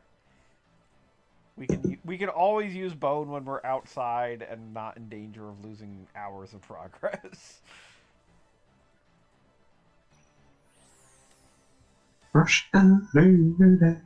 Although you could imagine it as we just won the bone of the last guy who tried to make it through the abyss. That's morbid. I mean, what else? Why else would the boss have one? Morbo is pleased, but sticky. Morbo. Yeah. Is there any news on that Futurama reboot? Is that coming soon? It's supposed to be sometime. They apparently have wrapped the episodes. So. Interesting. I have very mixed feelings about Futurama coming back again. Oh, I can't believe I just missed that. You can't make it's as far as I'm personally concerned. It's like it won't take away the parts of the show that I like, so I'm going to give it a I shot. mean, that's the thing. I figure there are decent odds on one or two genuinely good episodes in a run that will probably be deeply embarrassing. There were plenty of at least decent episodes in the Comedy Central run, so Yeah, that's the thing. Like the late Philip J. Fry, I know is one that everybody loves to point out, but that one's an all-time great. yeah, that is a great episode. Just it's sci-fi, it's got heart, it's good stuff. How's the King of the Hill return?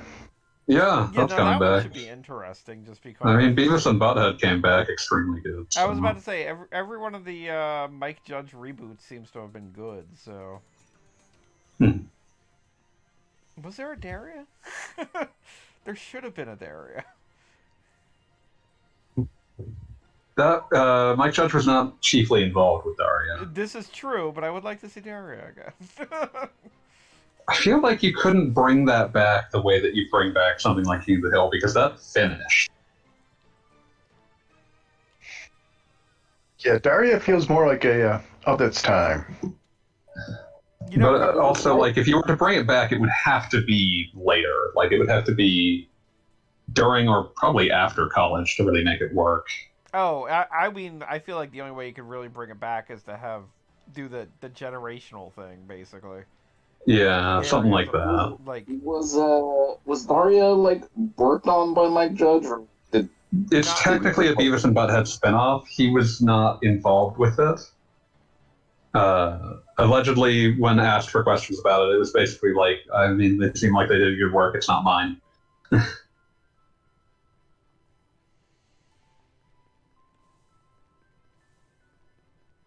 but it was definitely. I mean, I'm trying to remember why. Oh, I remember. A friend's teenage son was actually watching it and finding it surprisingly. Everybody involved was surprised how much it was still effective, basically. I mean, it mostly deals with shit that's very still teenage universal. Like, it might be, the trappings around it might be wrong, like, might be dated, but, like, the things teenagers care about have not really changed. Yes. Things teenagers care about is an apt description. But I mean, it holds up. It held up fairly well last time I watched it a few years back. So. Daria Morgendorfer.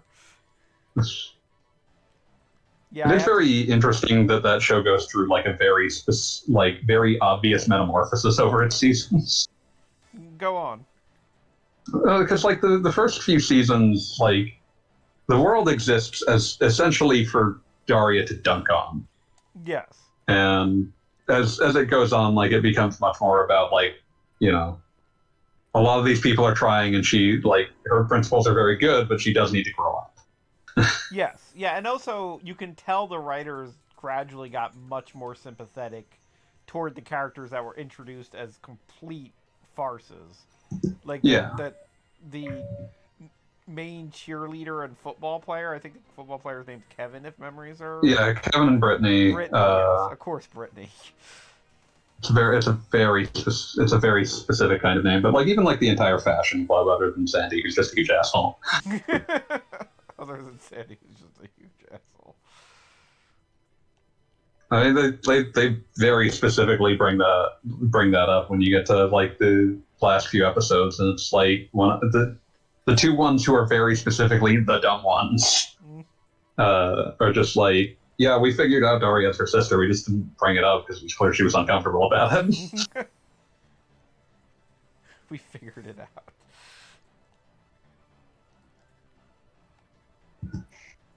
Like mystery.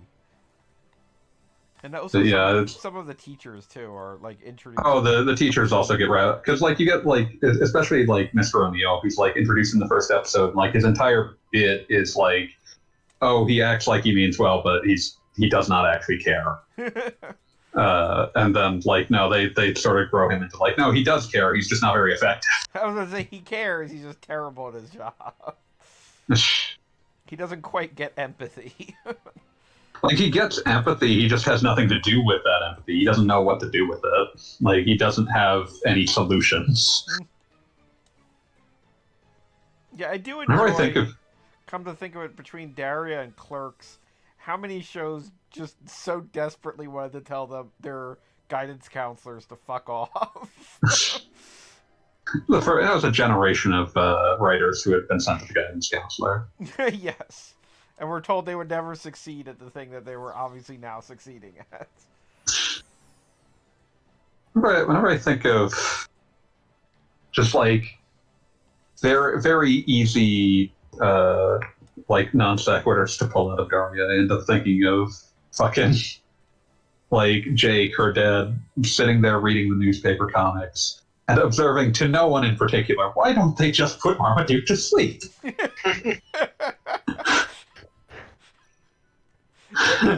just a baffling statement. He had a number of like complete reactions to what was going on around him that were just like wonderful. And also, I want to say, like, I watched that show. I wasn't quite like full-blown teenager. I want to say the first 2 seasons were in heavy rotation while I was literally in junior high. But there's a scene where the mother explains to Daria that her dad is getting older, and whereas you are a teenager and doors are opening all around you, all he sees are doors closing. well, yeah. And I guess I was like 13 when I heard that speech, and it is something that is stuck in my brain forever. Like, it's a very important aspect of understanding both what you should do and also why some people are reacting the way that they are. Yeah, no, that's absolutely it. It's something that, like, I have thought about that in reaction to a number of human beings I have encountered who, at first glance, seem like they're acting completely insane, and then thinking, oh, they're doing this because they genuinely... They're in, like, a weird panic. Yeah. And it's kind of funny how I could not tell you even what episode that is in, but I feel like I should look up the writer for that and like send them a thank you card. Hey, floor 69. Nice. Nice. So like when I'm still like the first episode of that Beavis and Butthead reboot, just the concept of Beavis talking to a fire and the fire only telling him to do wholesome things is one of the most perfect premises I've ever seen anything have. Like just taking orders from a dumpster fire and all it's doing is telling him to run around a track and write book reports. That fire sucked. I am laughing just thinking about it. What streaming service is that on? Is that Paramount? It's Paramount Plus. Okay. Because they would be tied at the hip to Viacom, who owns MTV, who owns Beavis and Butthead. Yes. Every once in a while I have to remember the tree of channels and who owns what. That entire thing, that also... that first episode is really strong for instantly selling the idea of them watching like internet videos to react to, because they like watch. I feel like that's just the natural progression anyway. I mean that is. Yeah, but there's no telling whether it will actually be funny.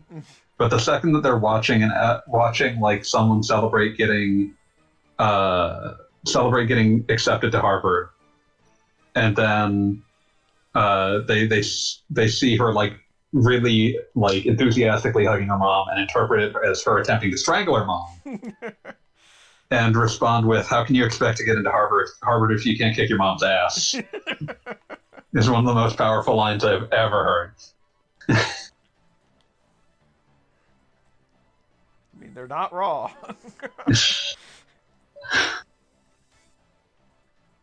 Or what floor are we on? We are on floor 70. Okay, I think I might chance another enemy encounter for once. Just because you lack the... You need more tedium in your life? I can only collect gems for so long. They should make 1,000 version of this. Someone never played Crash Bandicoot. God, you're right. I don't think I've ever seen a game that, like, fully, like, a platformer, I should say. I don't think I've ever seen a platformer that fully hated you for trying to 100% it as much as Crash Bandicoot 4. And you're saying that as somebody who's played Donkey Kong 64. Yeah, and like Donkey Kong 64 is boring, but Crash Bandicoot 4 is really, really hard to 100%. Mhm. Because it has its obnoxious time trials, but also it has the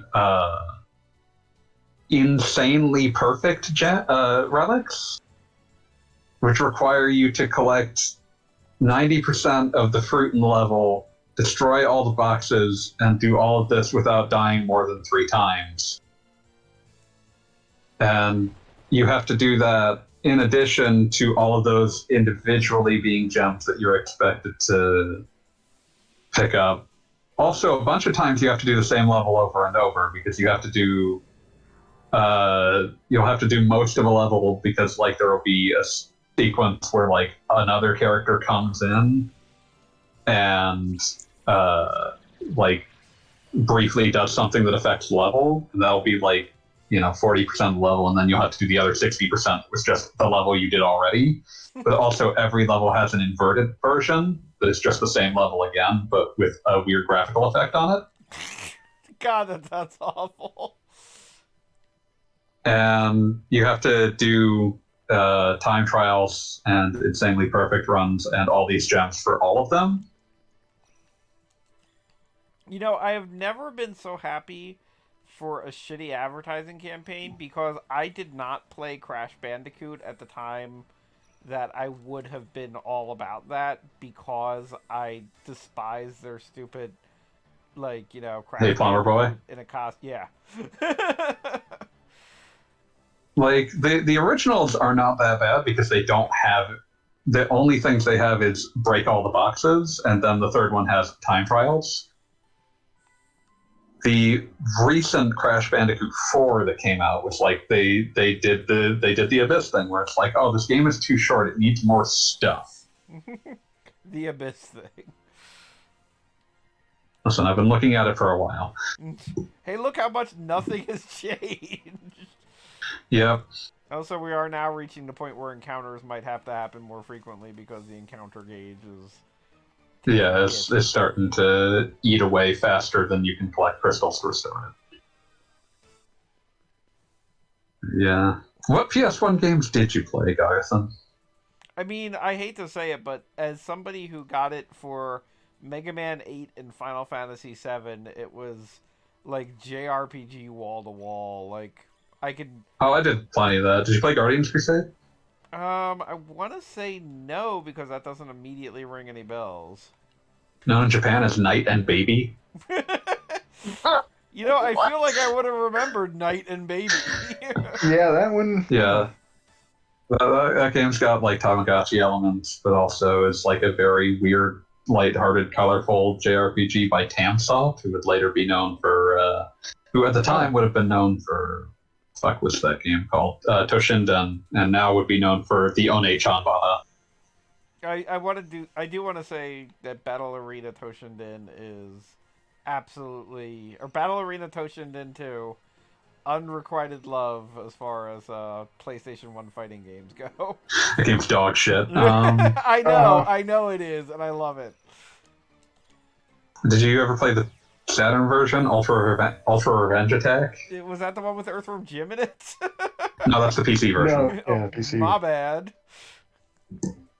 How is Earthworm Jim in multiple fighting games? Did a Oreo Toshinden video. Groovy.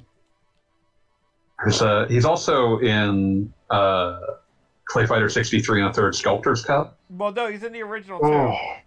Oh yeah, in the original, he is actually like a marquee character and available from the start. The idea behind Sculptor's Cut was the always Earthworm Jim was going to be a hidden character, but since the original 63 and a third was such dog shit, they like actively advertised. I mean, Sculptor's Cut is also dog shit. Sculptor's Cut is dog shit because it is both a bad game and a racist game. So It's two things. I was gonna say, didn't the 63 and a third second version, wasn't that even more racist somehow? well, it has yeah. all the same characters and more. So yes, Yeah, the more characters that they introduced were like, Snappa Yow Yow boys. yeah, more racist. And Lockjaw, and also not racist, but just an insult to everything that's ever happened, is the unlockable character who is completely unfinished hand. And Yeah. just its animations are terrible. Because the sad thing about completely unfinished hand is it's completely unfinished. Can you believe it? Like, I think one of the buttons literally does nothing when you use it. Like, just, they didn't even bother. Yeah, it's a bad game. A fighting game. I saw a tweet recently where there's a robot character, and Narrowing things down. One of the moves was the robot hit its own off switch and immediately lost them. I don't remember this. I played a lot of really bad Nintendo 64 fighting games. How do you feel about Gasp Fighters Next Room? Known in America by the much more boring name Deadly Arts. Oh, okay, yeah, no, I know what you're talking about now. Yeah, in Japan it was Gasp Fighters Next Room. 3/4, yay! We're at 75? Sweet. Yeah. I genuinely had concerns about doing this and thinking I might not be able to do it in a night. But, or like, Don't catch your chickens before they've hatched. But like if I was but playing yeah, it like would be a problem. what's I gonna say? Is there a save spot for the final boss, or can you like die and lose all this rock? Well, you have Gimel coins that let you retry. Yeah, this game does have built-in continue points. However, there's no saving, but you can continue. And here's the other bullshit thing: is the boss really does require more or less for you to have some skills already in your pocket, like resist fire and resist dark. And if you show up and you don't have those skills, there are very small odds you'll ever win. That's another reason that they don't let you save down here. Yeah. No, there's no way out other than to kill that boss. Yes. And just the odds of you winning without that, like, it technically can be done thanks to, like, the random number generator maybe showing mercy, but I think, what is Ragu Regala's main move? 1 trillion degrees? Yeah, something like that. Guess what? It gets toasty. Toasty! 1 trillion degrees. I'm just thinking about bad fighting games now. Well, you already mentioned Mortal Kombat. Heyo! Yeah, no, that was the joke I would have made, but I was being respectful to you and your love of Mortal Kombat. The story about the 1 trillion degrees reminded me of that one story where I forget if it was Def Jam Fight for New York or one of the other Def Jam. Oh, are you thinking of you're thinking of Def Jam Vendetta and the 100? Yes. Yeah. You're going to have to fill me in on that one. So, I forget who it was, but one of them wanted a quote-unquote 100 bitches attack, where 100 women would come in and, beat on you, and then at the end he would just sort of, push you over. And they had to not do that because it was not technically feasible at all. I believe it was Redman. That could be. Yeah, it sounds like a Redman thing. At best, they can get... This is unlike the guy that they had that was talking about wanting a giant eagle to come in and scratch your eyes out or whatever, which they just humored and then didn't do, and then didn't expect to hear from him again. Was he like, yo? He was like, what the fuck? Something. He was indeed like, what the fuck, where's my eagle? They put in the eagle afterwards. No, it wasn't technically feasible. That's why they didn't do it the first time.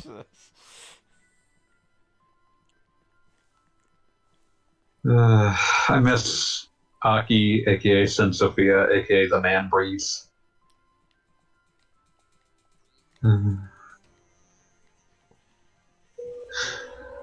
They were really making a meal out of being the only company making good wrestling games for a while there.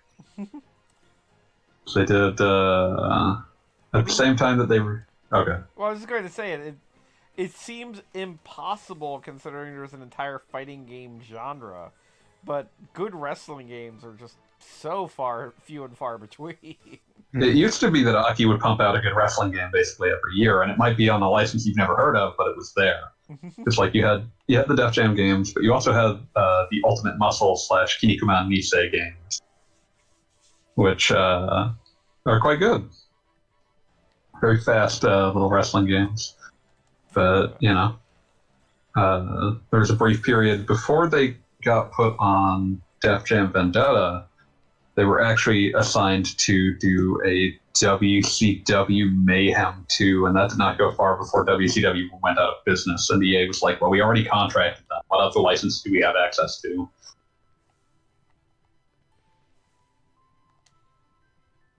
God, that reminds me of the fact that BioWare at one point pitched a Scrabble RPG for the DS just because EA happened to control the Scrabble license at that point.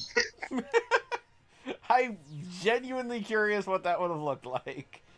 Yeah, I don't think anyone's ever elaborated on what that pitch was. They had a lot of DS pitches, but it took them a while to... Allegedly, the way that it worked out was that it took them a very long time to fully work out. Oh, EA just doesn't want to make DS games. Like, none of these pitches are ever going to happen because it doesn't matter what's in the pitch. EA doesn't want to be in that business. They got fairly far on, like, a Mass Effect trading game on the DS. Trading? Yeah, like a space trading. Oh, okay, I gotcha. Like a... My first thought was, like, playing cards. Yeah, not so much. Like space mercantile trading. It's going to be called Mass Effect Corsair, I think. There was a PC game that I played back in the day. Would have probably been like 95, 96. You think you'd win Commander Privateer? No, it definitely space-based. And it was like it was kind of making fun of capitalism the whole time. Like, definitely. There's a lot of things that could be. I was going to say, definitely, like, the main, like, marquee character and also kind of your rival was, like, some cigar-chomping green alien that, like, kind of looked like an angry version of Monopoly Man. I am going to have to, like, figure out what the hell this was. I had a great moment of clarity about a year ago when I was finally able to determine what the fuck Spaceship Warlock was because I did not remember its name. It was from the same guy who made Total Distortion. Of course. Everyone here knows Total Distortion, at least its Game Over theme. Death by Guitar Warrior. You are dead, dead, Oh dead. no. You missed. are dead. I know, I can't believe that happened. Thought you were hot. Guess what? You're not. You are dead, dead, dead. You brought your whole adventure to a screeching halt. You are dead, dead, dead. Total Distortion is incredibly weird game. I can't imagine why. But it also has some very interesting like music industry is bullshit, like obvious theming just by virtue of having the idea being that you are going to other planets to harvest music and then sell it to the highest bidder. Nice. There's a certain charm to. I feel like when people bring up old multimedia games, we only ever think of the shitty FMV games. But there were weirder things that were being done with that I think are worth remembering. But the only thing anyone ever brings up is the weird kitsch value. I mean, it's what sticks in people's brains. Yeah, but what should stick in people's brains is Total Distortion.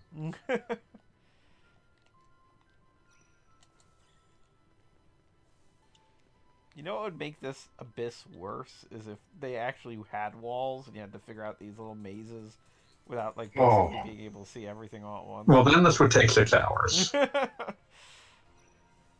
Like, it would be unpleasant. So how do you feel about the Chrysler Building? I mean, it's funny, like, Parasite Eve is definitely a recurring thought for our stream nights. Like, it's gonna happen eventually, and you know that. Yeah. I'm glad to hear it's just like an inevitability. Death, taxes, Parasite Eve. Like, I feel like It's not even a super long game. Yeah, no, it's not too bad. And I feel like it's the kind of game that I should play immediately after actively visiting New York. Well, we'll keep that in mind. I mean, there are reasons to go to New York. How many? on occasion. How many times were you accosted by evil mitochondria while you were on your trip, Bob?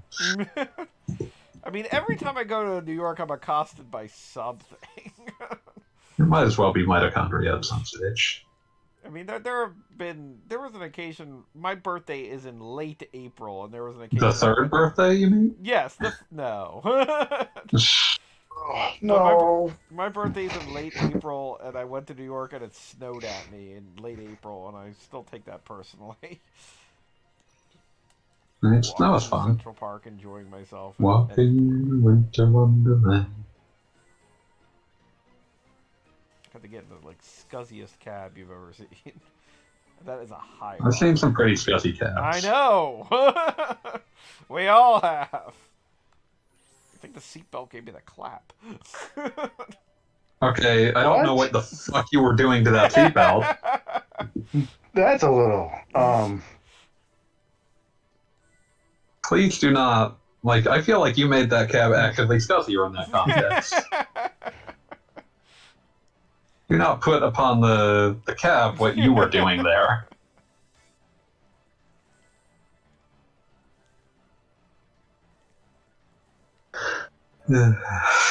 So I'm nearly finished Dragon Age Inquisition. What a time to be alive. It's a very long game. What's that? I said, when did that game come out? 2014. I remember looking at it at Toys R Us. Are you gonna play the entire trilogy? Yes. I played through Dragon Age 1 and then 2 shortly before doing 3. I have a friend who was obsessed with that series. Like, Oh, yeah. really into it. Because the first There's a lot to like. I don't think all of them. I think that all three of them have major problems, and what ones hold up and how well are going to be determined by what your personal tastes are. Well, that was really mealy-mouthed. Well, I mean, it's like, what do you want? Do you want something that wishes it was Baldur's Gate and can't be? Do you want something that's extremely focused but has approximately 6 total maps? Do you want something that is like bloated all to hell but has a lot of good stuff in it? Like, pick your poison. You're gonna pick one, but like all of them are probably at least one of them is probably playable to anyone who likes Western RPGs, but one of them is going to rub you the wrong way.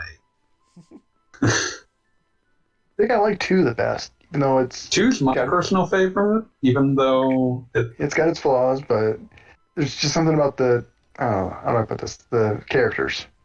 Yeah, it's got strong characters. It's got it's very focused, which is very different from the other 2. The other 2 are very much trying to go for scale. Mm-hmm. And it definitely, the first one feels very much like, hey, this would have been Baldur's Gate 3 if we'd been able to make that.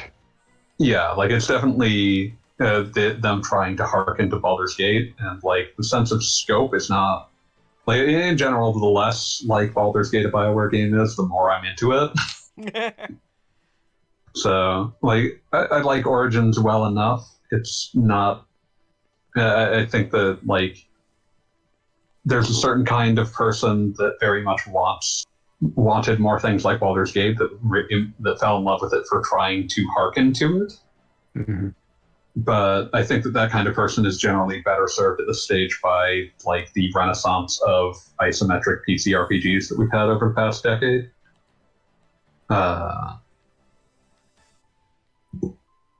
As far as I think the 2 is Two's an incredible game for having managed to go from conception to completion in 15 months. Like, I have no idea how that game managed to happen. Yeah, it's like Fallout New Vegas in that regard. But I think that on some level, making a game that was that they knew they weren't going to have a lot of time to make curtailed sometimes bad instincts. And just forced them to focus on what was going to work, and like focusing on like a story that was, not how those kinds of RPGs were being produced at the time, or since, really, because it's like this all takes place in one place. It's just advancing in time. Like, that gives you a lot of space for your characters to feel like they're sort of organically in this world. Like, one of the things I really like is that there's no place that your party doesn't like live together in Dragon Age 2, except unless you get in a romance with someone who happens to want to live with you.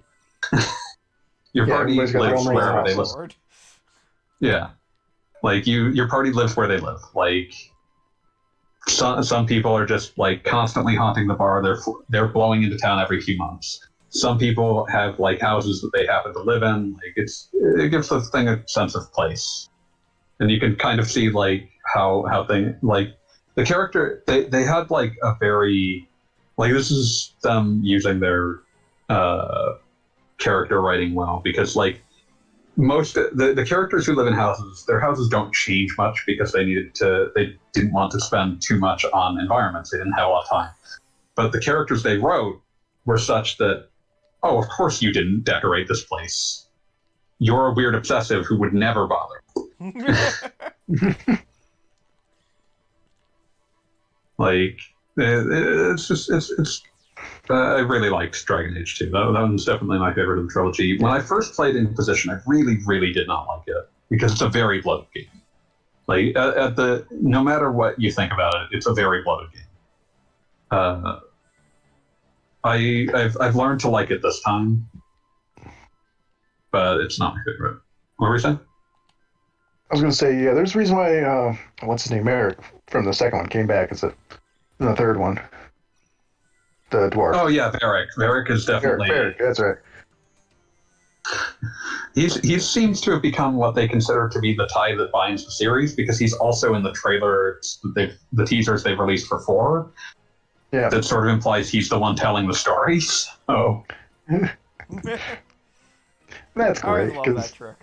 He's the fun one. Like, he was the thing that was interesting to me that was a reminiscence I heard from someone who was on Dragon Age 2 was that Varric was a character who it's kind of hard to produce characters that, like, when they were writing him, the thought process that they had was, like a friendship that was as deep and as written as the romances in the game, because the romance characters always get more time and more money put into them. And so they gave Varric the kind of time and budget that they normally reserve for characters that are going to have romances tied to them. And like, that was kind of like, oh, it actually, like, this is worth doing, because no matter what and there was a lot of people who did not like Dragon Age 2 when it came out, but no matter what anyone thought of Dragon Age 2, they loved Varric. Yeah, I remember all the hate towards Dragon Age 2 that it still gets.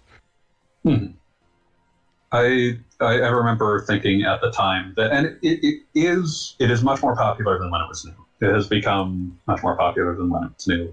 And I remember thinking at the time that it would probably someday get a reevaluation, sort of like Majora's Mask.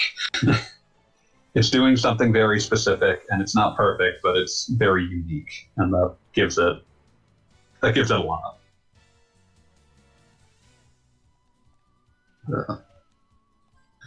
Yeah, I'm most of the way through Inquisition at this point, and like I said, I very much did not like that game when it came out, because it's super bloated. It's super bloated. It is everything that Dragon Age 2 is good at about being extremely focused and having the really strong interactions that come from being that focused is gone in Inquisition. There are good characters in it, but they don't have the kinds of interactions you have in 2. In part because I think they had difficulty working out how to anchor dialogue, because there's just not a lot of party chatter.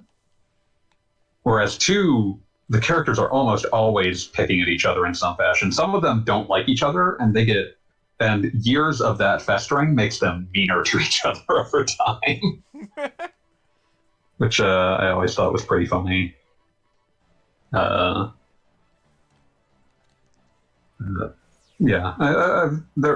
Inquisition has its strong points. I think some of the story quests are actually quite strong, and I think it's generally better if you get to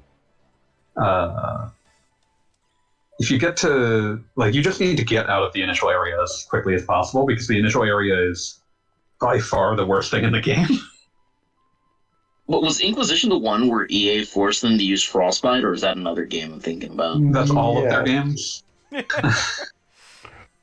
Well, all of them after 2, yeah. Yeah, DA2 they weren't going to switch engines because they would have probably been tempted to switch to UE3 at that point, but there wasn't time if they wanted to get it out in time. But 490. Oh, this is 90? Sweet. Yeah, DA2, they couldn't afford to switch engines if they wanted it out in time. With Inquisition, they knew they had to change engines, and the internal pressure was that you needed to use Frostbite. It wasn't, per people who had control of that subject, it wasn't necessarily impossible per se. There was no hard rule that said you have to use Frostbite, but if they had tried to license another engine, it would have come out of their pocket. It would have come out of the game's budget to do so. And there would have definitely been less inclination internally at EA to grant them additional time or money if they needed to. And Inquisition was always kind of made, it was approved essentially on a lie. Allegedly, according to its executive producer, they did in fact promise EA that the game would come out in late 2013. And that promise was made with the full knowledge that with the plans they actually had for the game, that date was not something they could possibly hit. So they made a game where if they were forced to, it would be possible to complete a game that would be shippable, but it would not meet essentially any of their goals. Unless they were allowed to delay it a full year to the end of 2014. They would have apparently had to cut a bunch of the game's areas. They would have had to cut essentially half of the game's playable races. Just a ton of stuff would have ended up on the cutting room floor if they had tried to hit that 2013 date. So you take Frostbite. Frostbite isn't Dragon Age 3's problem. It's all the other games that they tried to put on Frostbite had problems because of it. Mass Effect Andromeda had tons of problems with Frostbite. And Anthem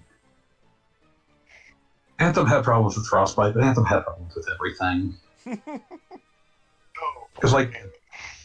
Because allegedly part of the problem with Anthem was just that no one when they pitched it to EA, Anthem was not terribly late. Anthem was pitched in 2012 as a game that would be coming out in 2017, and it came out in 2018.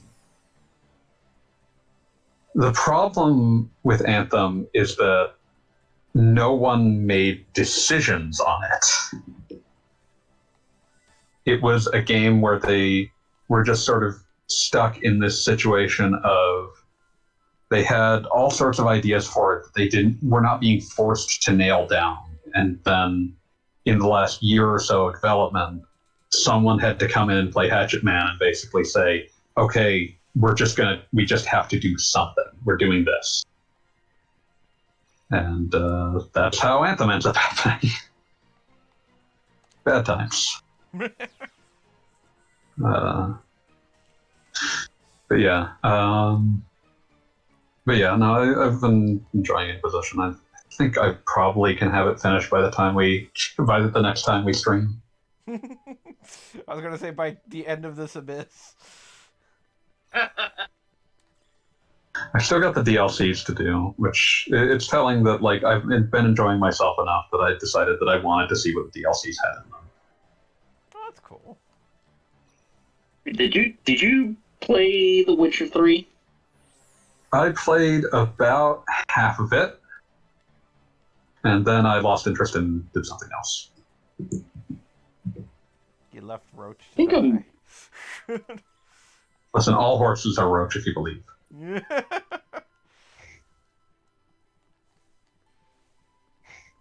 What were you gonna say, Calvin? Or were you saying something?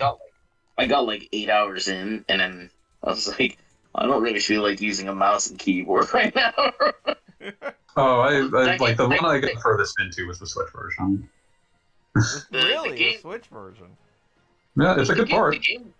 I think the game probably has pad support for the PC anyway. I mean, I picked the Switch version because it's like, oh, I'm going to be playing something for 80 fucking hours. I'm going to play it on a handheld if I have a choice. Yeah, I did it all Xbox. Yeah, it's one of those things. Like, it's just, man, it's not even that the content was bad. It's just this is such a dour fucking game. I mean, just every quest is just a ridiculous level of, like, I need you to go kill a Medusa, and, like, it's like, no, Medusas don't exist. Well, something killed my wife. Well, was it you? Maybe. Oh, I'll never say. Yeah, it's like, well, fuck, this happened again. Yeah, it's like, this was not bad content. It was not a bad game to play, but it's just like, man, I just don't want to be in this mood forever. So, like, eventually I set it down and just never got around to picking it back up. Someday, maybe. Who knows? I always have to turn this shit into projects, which is why after Dragon Age Inquisition, I've been threatening to stream for some friends Jade Empire. No. Which is a much shorter game. 5 degrees. What's that? Oh, no. My degree. You wouldn't even be able to see it. I'm going to be streaming it at them in Discord. I should have never brought up Death by Degrees. Now it's all Callie can think about. I mean, Callie could play it. If you want to graduate from others, you stream Death by Degrees. God. Dude, Oh, that poor. That is a cruel fate for anyone. I love how, though, in Jade Empire, the whole point of the game is the joke from Kung Pao. We trained him wrong as a joke. Yeah, that was the big twist. Spoilers, by the way, for Jade Empire. Sorry, you're not gonna. Well, I play it mean, anyway. yeah, spoilers for a game that's 18 years old. Yeah, I'm just saying that to anybody watching this. Like, you're not gonna play it anyway if you don't already know it. Jade Empire was original Xbox, right? Yeah, Yes. It was a 2005 Xbox game. Yeah, because definitely the first time I played it was only on the 360, and I never, when it was new, I did not have an original Xbox. I eventually picked one up for the sake of, like, you know, being able to play games that never were ported forward.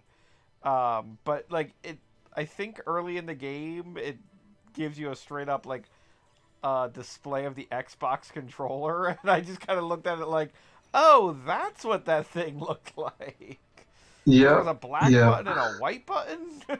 Yep, those got turned into the bumpers and they never looked back. It was just like finding. That wasn't even the original Xbox controller. That was the S. By that point, that had fully supplanted the Duke. Oh, we're at the end. I guess. What was the count? Or I was at 97, so I must have missed a couple. okay, fair enough. I had to reset my stream a couple times, so I've missed a couple as well. So So we have to use a Kramer doll. Oh wait, let me make sure my HP is at maximum. Okay, we're good for this. Let's go. Let's go, Ragu! Yay! Yeah. Finest arts. Yeah, gonna say something about it. Jade Empire is a game that I've always felt has very obvious signs that it was cut down at some point during its development. Probably in order to get it out before the original Xbox was completely put out to pasture. Yeah. Correct me if I'm wrong. Wasn't Jade Empire made on the same engine as KOTOR? Yes. It's Okay. I it's remember that. yeah, it's Aurora engine, which was the Neverwinter Nights engine. Heavily modified, of course. Yeah, yeah. I mean, the original Witcher is also on the Neverwinter Nights engine. Original Witcher, not 2 or 3. Yeah, not 2 or 3. But, Jade Empire is also weird because they did have plans for a sequel to it. It got deep into pre-production at the very least, under a few different ideas. One of them was going to be a fairly normal sequel that would take place like 50 years later. They would find an excuse to make all the endings agree with each other. I was going to say, I always And love then they that had- trick. and Enough then time has with passed that nothing makes sense. and then they had another version that was internally referred to as Jade Modern. That was them. They were going to make it on UE3, so they wanted to use as much Mass Effect tech as they could. And that version was extremely weird because it was going to take place in like a modern / slightly futuristic city, and you were going to be like this fucking secret agent, whatever the fuck, that was like investigating the city of Phoenix Gate, but like all of magic had been suppressed because they were going to use as canon an ending that basically no one got and no one liked. Because it was the ending you can get in Jade Empire, much more Jade Empire spoilers. At the end, your master will if you go through the dialogue tree right, he will ask you to let him kill you again. Because he kills you partway through, and then you come back, and then you confront him, and then he asks you if he can kill you again, and explains his vision of what the world will be like after you've been killed. And if you, for some reason, agree to that, multiple times, because that's such a bizarre statement that you have to assure the game multiple times that it is in fact the ending that you want, you get an ending where he suppresses magic, and the entire world is like this weird, fucked up totalitarian state that worships your corpse and his living emperorness. Are you sure you want to do this? Are you sure you want to get a bad ending because this guy told you a story? But basically, they were going to take that as canon, and you were like magic, like his capacity to suppress magic was dwindling, and magic was coming back into the world, and so like you would deal with like these mob bosses that were slowly reverting into the form of demons. And it was mildly interesting, but it was an extremely weird a weird set of ideas. And that got fairly deep into pre-production, and then it got killed because they needed to put more people on Dragon Age and Mass Effect 2. And they were not allowed to hire more people because there had just been a big economic crash. So, thus Jade Empire 2 was killed. But it was going to use the bad ending as the canon ending. Not just a bad ending, like a hidden bad ending that almost no one got. Because like you'd have to do something completely stupid to choose it. Yeah, like it was tied into like Jade Empire had this thing where they were trying to break away from like a black and white morality system, but they were super inconsistent about writing it. Because Jade Empire had like open palm and closed fist, which were supposed to theoretically represent the idea of like open palm is accepting your place in the universe and doing and choosing to live in harmony with what your proper place in the universe is. And the idea of that ending is supposed to be that it's the evil open palm ending, where it's like you listen to him and agree that your place in the universe is to allow this like harmonious world that is fully totalitarian. But the problem is that, one, usually the game gives you open palm points for being good, regardless of how you're being good. So like that's inconsistent from that perspective. But there's also no good closed fist ending. The closed fist ending is that you just kill everyone and take the powers of a god for yourself. So the whole thing, like the whole open palm closed fist dichotomy that ending was supposed to lean on, just does not manifest within the writing and video itself.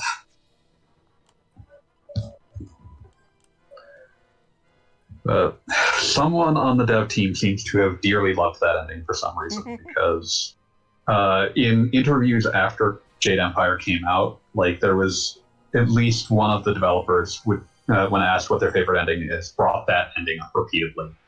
And so it's like someone on the dev team dearly loved that ending. Somebody wanted it to happen. Eventually, Jade Modern got so far afield of Jade Empire that they tried turning it into its own IP for the last portion of its development. But they still had all sorts of weird remnants of Jade Empire clinging to it by the time the game got canceled, because it was like your character was referred to as the Phoenix, and that was originally just like you had fire powers, and you were because magic was reawakening, and you were getting these fire powers, and you were protecting the city of Phoenix Gate, so it all kind of fit together. But you still were called the Phoenix, but you no longer had fire powers because someone thought that was too fantastical. So now your powers were that you could fuck with probabilities, but you were still called the Phoenix for some reason. It's very strange. It's a very strange game. But it would have been interesting to see what they would have produced in any like modern to near future setting, because that was a setting that BioWare never really touched. But we'll never see it. Dead.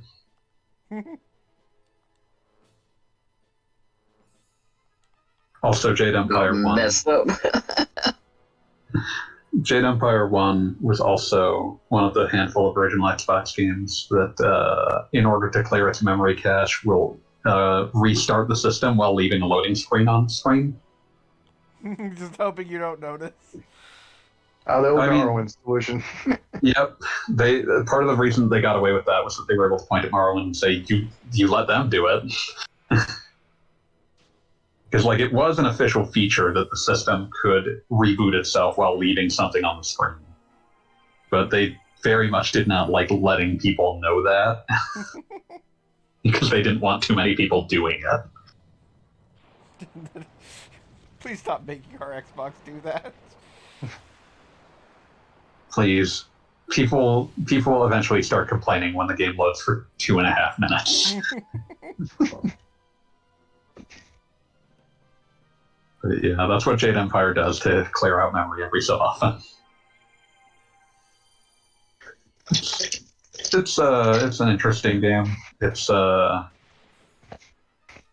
regrettable that it was made by essentially mostly white people. Yeah. That's true of a lot of things. on that YouTube channel, when he was reflecting on that game, he was like, it's a game that I enjoy, but it's not a game that I think we would make today. And I think that if anyone were to touch that IP again, it'd have to be like EA Shanghai. Because yeah, that sure is a game. There's a lot of things about that that's like, should you have? It's like, was this the right choice? Was not even necessarily was this the right choice. Was this a choice you should have been the one making?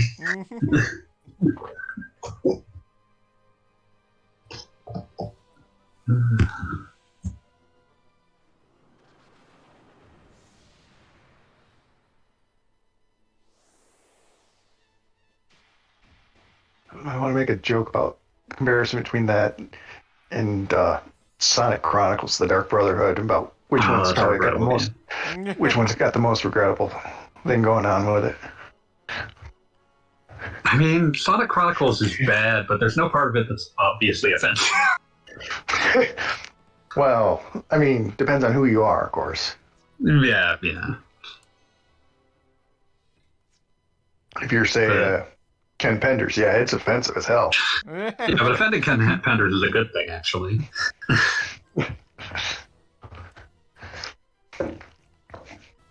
So there's a very interesting in that same reminiscence, that same developer series of videos. He talks about working on Sonic Chronicles, and he talks about vastly over-engineering the way that the game determines whether state changes. And talks about like, yeah, this was something that I wanted to do because it's like one of those things where like alive to dying to dead as state changes are a problem in a lot of real-time games, and I don't. And he's basically like, I don't know why I did this because this was a turn-based game. This did not matter. This did not matter. But yeah, it's a very strange game, Sonic Chronicles. Not ideal. Not ideal.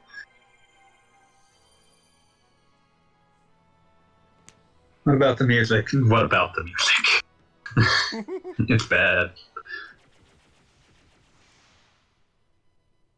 That was definitely a game that probably got pushed out the door because EA bought BioWare during its development and was not super interested in continuing to care about it.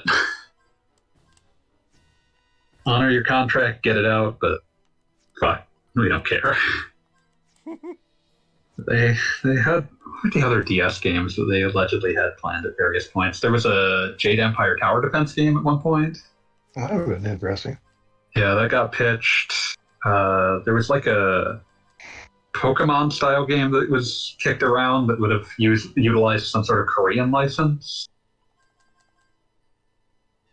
So they had some genuine enthusiasm within the company about making DS games, but no enthusiasm within EA.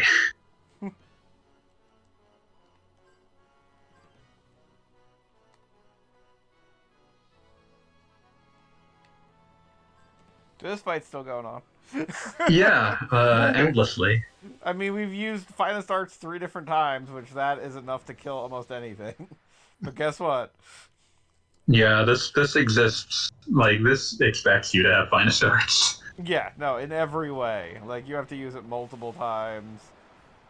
I think I'm going to be... I deliberately slept at an inn over and over to grow full carrots just to survive for this. It doesn't take for fucking ever, and it still takes for fucking ever. It's not a speedy game.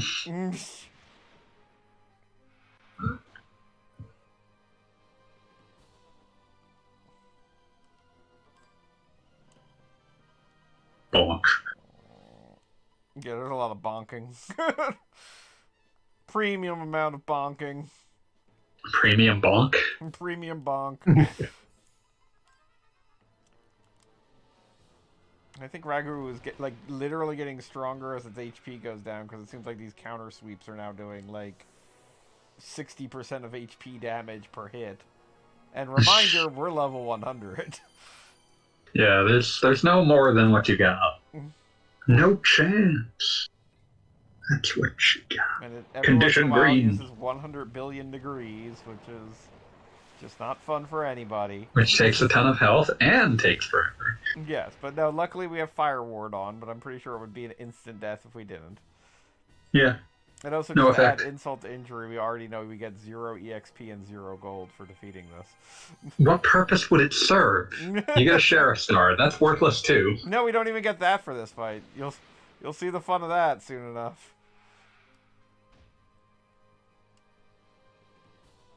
How soon enough? Relatively soon enough. Yeah, hopefully soon enough.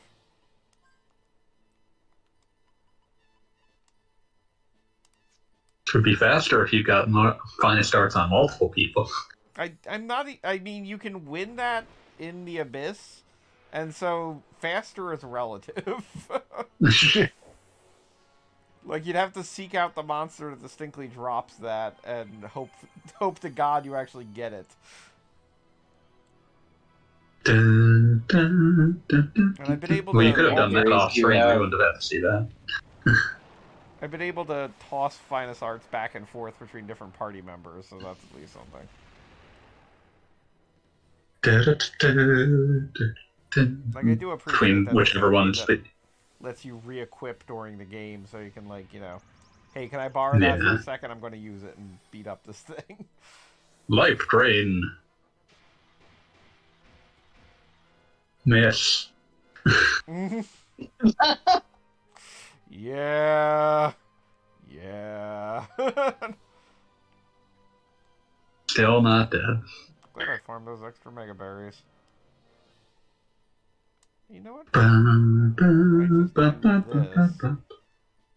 Imagine doing this twice in your life. Yeah, I know. I know. Fighting robot. Mega Man. What does a full carrot do? It just restores your force points. Yes, it takes it up to 100, which at 100 force points you can use Finest Arts, which is the thing that does all that really matters here. Damage. And you need to do an insane amount of damage, because otherwise we're going to be here all This night. fight would take literal hours if he was not doing that. Yeah, if you didn't have... I do not know how you could win this without... Well, legitimately, to my knowledge, Ragu does not heal at all. So, theoretically, you could just have a massive battle of attrition. You would need to use basically every resource in the game. Yeah, I cannot underestimate how much of a battle of attrition that would be. Looks like we just use a Mega Berry. Because bear in mind, every time he does Finest Arts, he's doing like 130,000 damage. Yeah, like every time you see that happen on the screen, it is an insane amount of damage. And meanwhile, when Jet just shoots him, it does like 560. 500. Wait, so why do you just shoot? What was that? Why do you just shoot? I mean, When it does, you can only use Finest Arts when you're out of bullets. So literally, I'm just emptying the clip.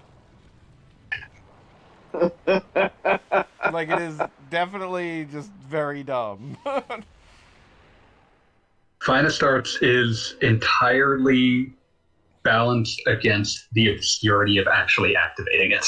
Yes. Yeah, to discover how Finest Arts works, you'd have to use a move that uses up all of your FP all at once while you're out of stated bullets. goal, yeah, with its stated goal of being emptying your clip. Yes. But guess what? It's dead. Oh, okay, we do get the Sheriff Star for that one. Yeah. But EXP bonus rate, thank God. yes. 2.4 times Oh my 0 fucking is... god, I got a surprise encounter on this floor. Incredible, and you didn't even equip the Sheriff Star, you dipshit. Well, I'm never equipping the Sheriff Star. That is a sign of weakness. The sign of weakness was doing this in the first place. You let a game peer pressure you.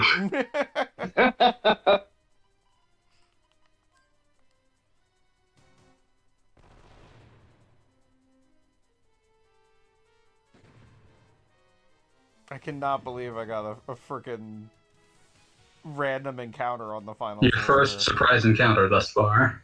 And well, it's the first surprise encounter because I de-equipped the anti-surprise The thing that prevents those. Because why would I need it during the final battle? And of course, this thing has an absurd amount of HP. I mean, you're still most of the way to killing it.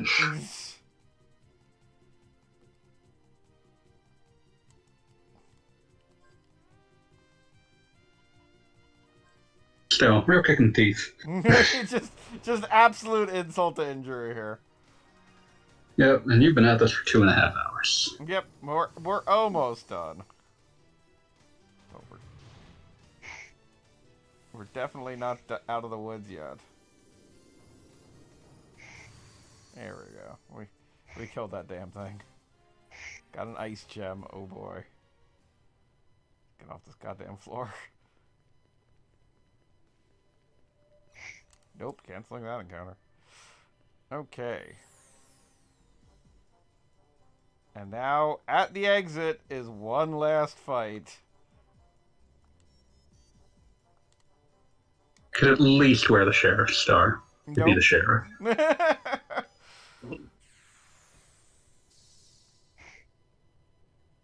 Can't believe you're letting game peer pressure you. Ragala back from hell. Yep, remember him? He's back. And he probably has even more health. I think he has less health but does more damage, but I might be wrong. We're gonna find out. Let's see.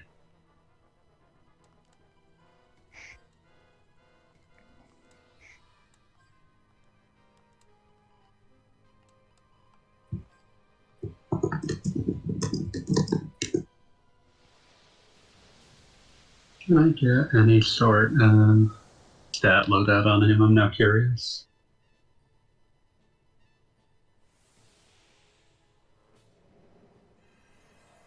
Yeah,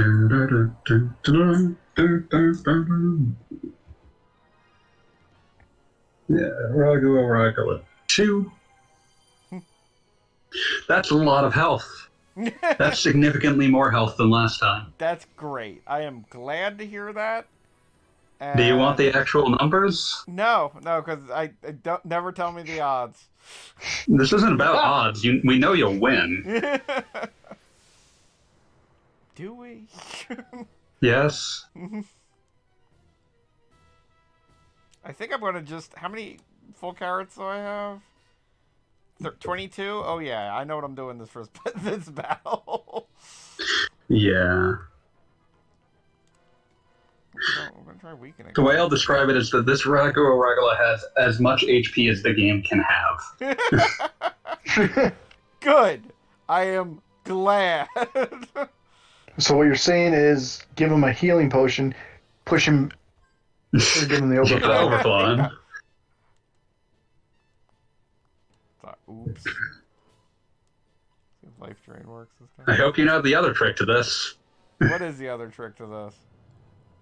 He doesn't have physical attacks anymore. He just uses the highest level highest level attack all elemental spells. Yes, yeah. Now that I'm aware of, and I'm equipped for as much resistance as I can. Okay.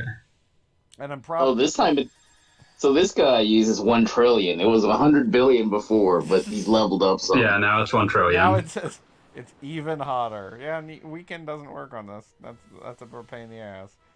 Yep. First one, for the record, had 750,000 HP. Mm-hmm.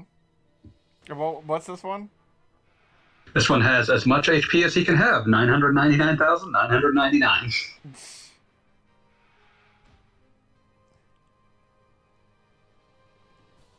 Okay. So we are going to Mystic up Mega Berry because we need that.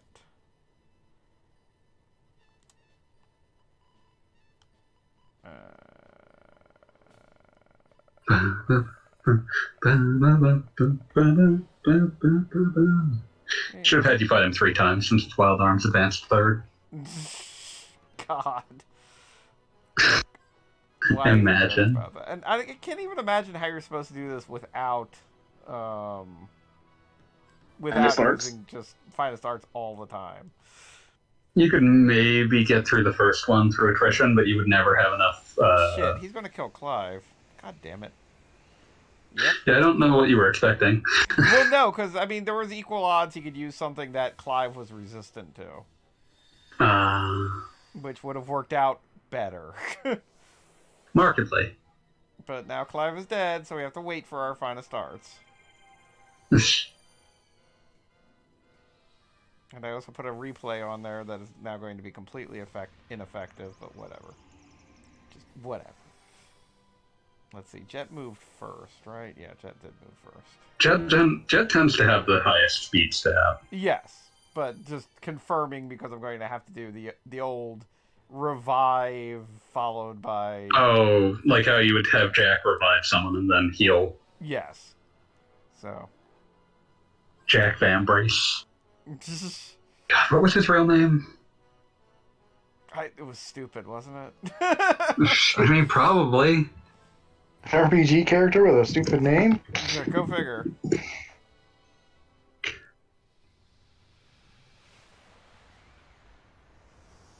Stormblade. once known as Garrett Stampede. Garrett, thank you. I like how that's the part that you latched onto and not Stampede. Oh, Stampede is just absolute Trigon naming. Like that's okay with me. True enough. Just watch the dubbed version of the first two episodes of Trigon Stampede. How's that Yep. working out? I mean, I always liked Johnny Young Bosch's Bash, and I don't think he's missed a step. Yeah, the fact that he's back is great. Yeah. Yeah. I'm glad they kept running back for the dub. I've been watching the sub versions, and that's been interesting. Yeah, Bring back the original Bash VA for the English version is the same VA as the old one. The Japanese version is a new Bash VA. What a pain. But yeah, episode, what was it the latest episode? I think 4, 5. Yeah, four just came out. I'm just catching the dub at this point because I like the comfort of the familiar voice at this stage. Yeah, same here. I get you, but yeah, they just introduced Nicholas Wolfwood. Yeah, that'll be interesting. I'm interested to see the new take on him. Oh, Wolfwood's now finally in it. Yep, Great. 4 episodes. I really liked the remixing of the characters from Hard Puncher in the second episode. Fun to see characters come back but doing different shit. Mm-hmm.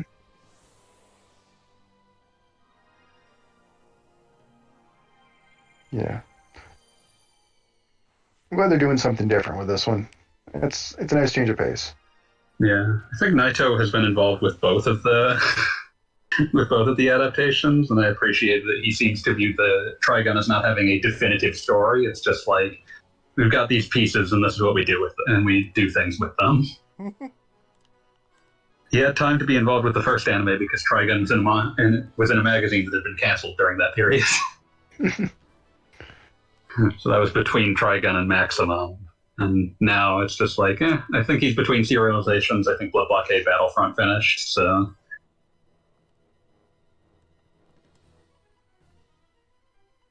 Between... No, that's not what I want. I'm trying to think if there's anything that can make this go faster. Like something I can protect Clive with. Because Clive... It's a very... Clive with finest art... See you, Screaming Red Skull. Red Skull. Headed off. Yeah, heading to bed. Yeah, it's after 11 here. Yeah, On these Yeah. it's after 11 here. Also the East Coast. Yeah. Here, where the abyss is happening. The other thing I was going to say about the dub of Stampede that I appreciated was I just really liked this was a very good one-word delivery and direction, but basically there's a bit at the end of the first episode where he's set to do it. Vash is set to do a duel, and the other guy's like, "Go ahead, draw your gun," and he's just like, "Nah." I'm not doing that. Just straight up, nah. I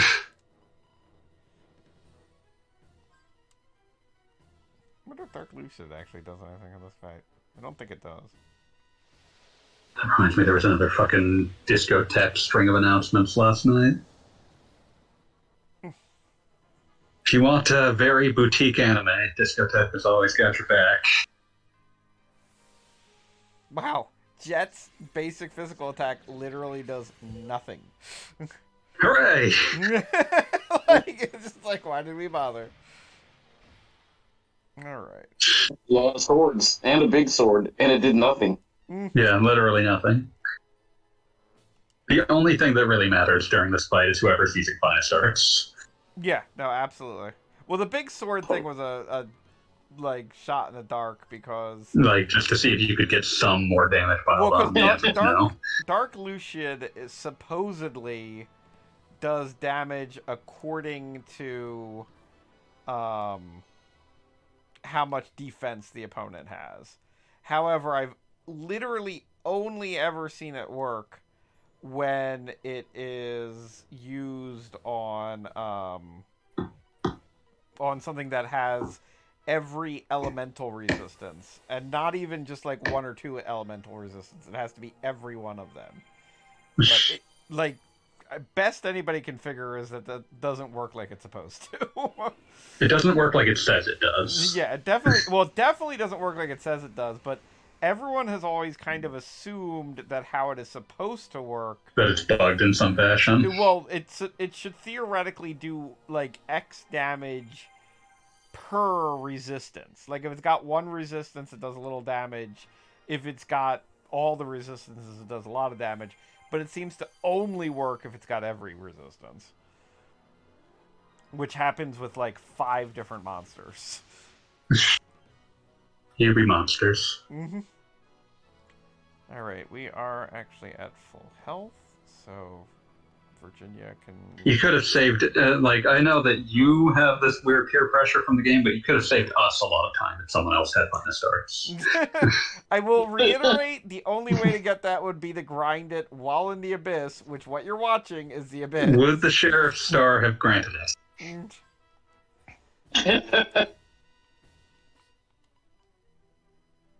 Okay, so Gallows always acts after... It's a pregnant pause there. You know, I'm just trying, as I'm going through the menu, just desperately looking to see if there's anything that can be done to make this go faster, and coming up empty. I feel like I'm watching Wile E. Coyote chase the Roadrunner. I mean, at least the Roadrunner is gradually dying. Mimi. We're all gradually dying. We're watching this. Yeah. The Roadrunner does not age. Mimi. Now, let's see, do I want to... Yeah, I definitely want to heal. So, let's see here. I will Mystic a Mega Berry. Jet will accelerate a Mystic Berry. Or Mega Berry. Clive will just uselessly use... Oh, well, Clive could technically use a full carrot on himself. There's nothing to stop him from doing that. Yes, no, that can work. Like, I'm gradually putting together, like, we can do this, this, and this here. I do not know what you do if you come into this without, like, a pile of full carrots, because... Die and curse yourself for wasting 3 hours? I mean, that's what I said. Like, technically, this is a game where you've got a continue option if you die, but guess what? It's not as life-affirming as you might hope. And also, Clive is protected against dark and fire. And I swear this... And all it's fucking using is Cositus. Yeah, it's just ice. I remember Cositus from Wild Arms 2. This is true. Just like Dark Lucy.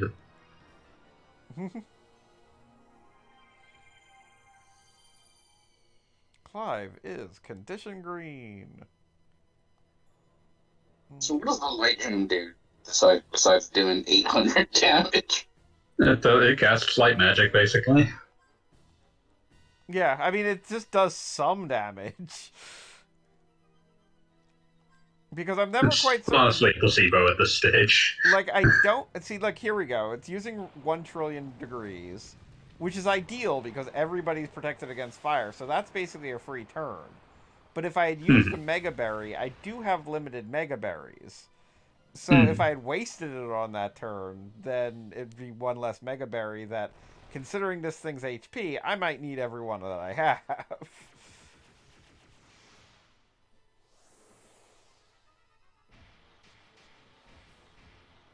I mean, you know, secret Let's Play making tip that I'm not going to censor later is that, like, I'm content to have just gotten here, and if we lose, that I just have some pictures and say, and then you win, the end.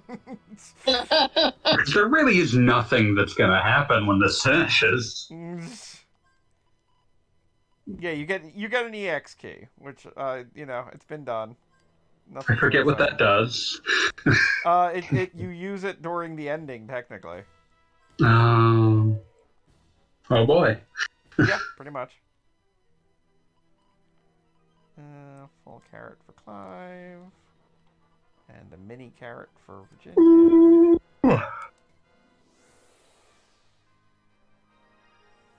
Yeah, the trick here is just basically keeping Clive alive. Because, again, Clive basically has to give up all the defense points so that way he can put it all into attacking points. But the downside of that is that Clive then becomes the most fragile guy, and if Clive dies, then basically our hopes die with him.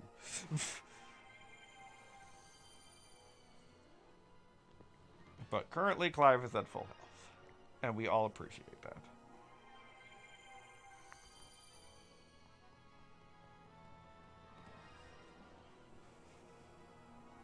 Oh yeah, I had one other very dumb observation that I was thinking about while watching Futurama, which is that they changed one joke, and I get exactly why they changed it, but they changed one joke that I thought was way less funny with what they had to change it to.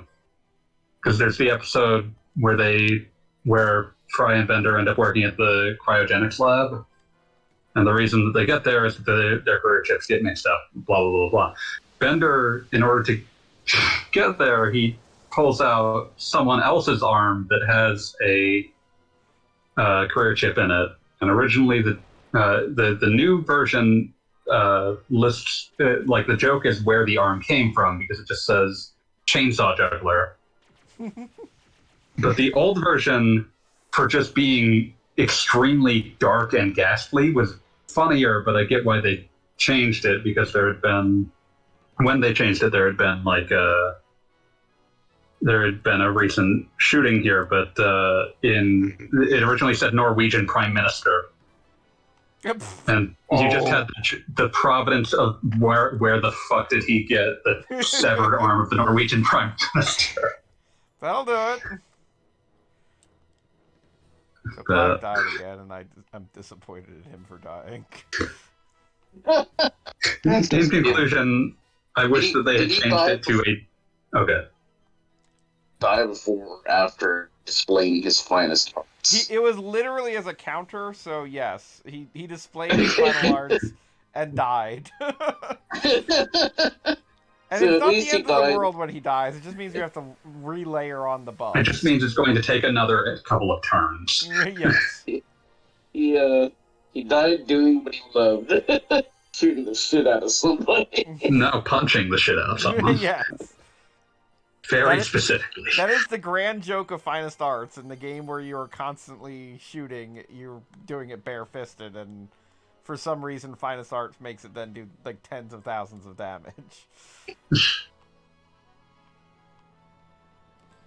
One of these days I'm just going to have a brain aneurysm and just use frickin' what's the move? The breath mint as opposed to full carrots.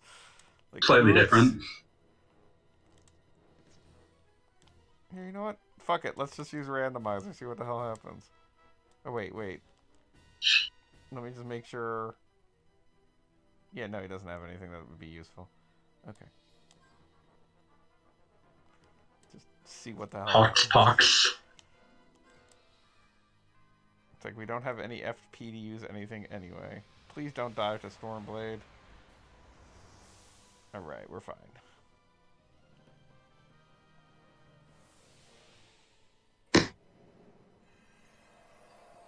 Dozens of years later, when this fight finally concludes. Literally as much HP as anything can have. I mean, I don't think that they were going to allow it to go to another digit, is all I'm saying.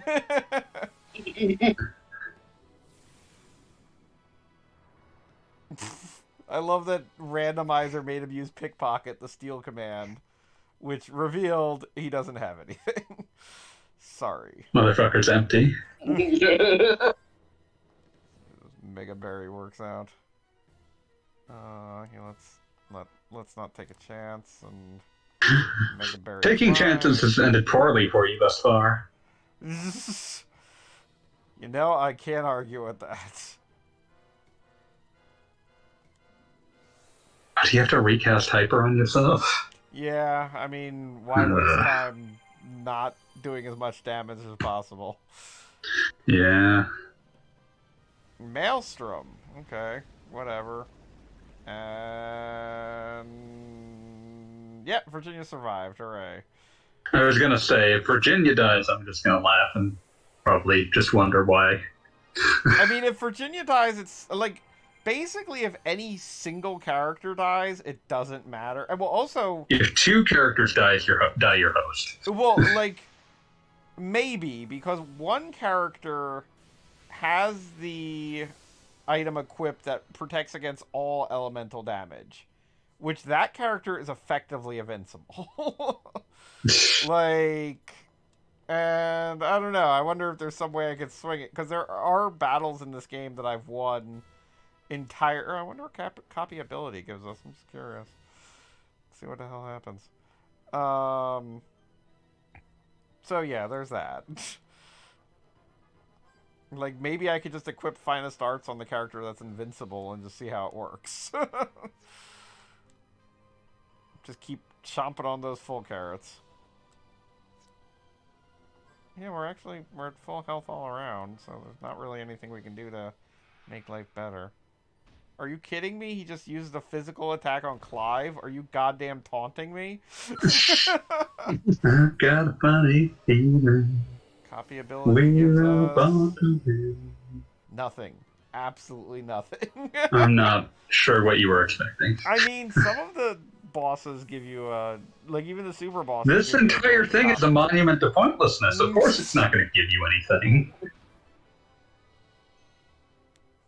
Okay. I'm shocked that Clive's not dead. Yeah, no, I was expecting that, honestly. Very close. It's just amazing how... Oh, you know what? Have you considered, like, improving his physical defense at least? That's literally what I'm going to do now. It just occurred to me that I could do that. Let's give Clive a Mega Berry that hopefully will help him to survive. And then he can eat his own full carrot, which isn't a waste if he dies, because he can't use it if he's dead. Perfect. He'll find a way.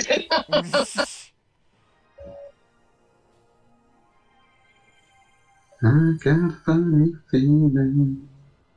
Let's see what's Ragu. Oh, it's 1 trillion degrees. It's a free turn for us. Hooray! Like, the entire rest of the Earth is burned asunder as the atmosphere catches fire at 1 trillion degrees. But we're I don't good. think it would even have time to just catch fire. I think it would just be kind of gone. Yeah. It's just a smoking husk where Earth used to be. Be something like out of supernova, but it's that far off. I love just doing the 800 damage with Gallows. It's like, I'm helping. I'm helping. Does Clive have the highest attack stat out of the By party? a Is that pretty why? huge margin, actually. Glass cannon then?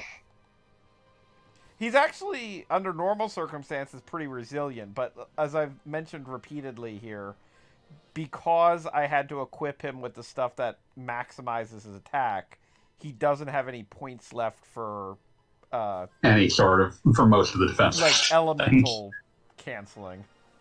Other than fire. Yeah, fire and dark, which I think Ragu has literally not used a single dark attack.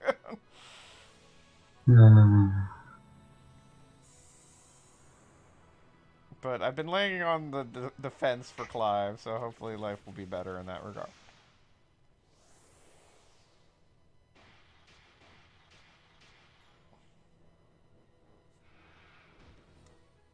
Counter sweep still does a lot of damage. Relax. What else? That's right. In this case, I'm There's going not to try. much you can See how do. Virginia does. Look at the nothing. more damage. No, it's about the same. You're not the only one not having any fun.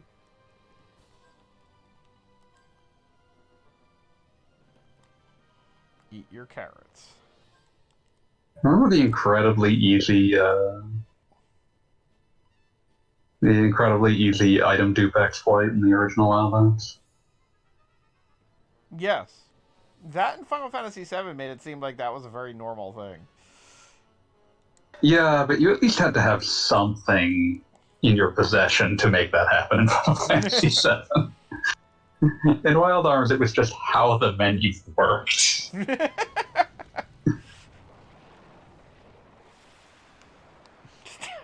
menu work. I think it was it the American Final Fantasy II, aka Final Fantasy IV, that similarly had like an item glitch type of thing. Almost all the Final Fantasy games have some sort of item bug. Especially from that era. I miss when Final Fantasy games could just have entire stat blocks that didn't work.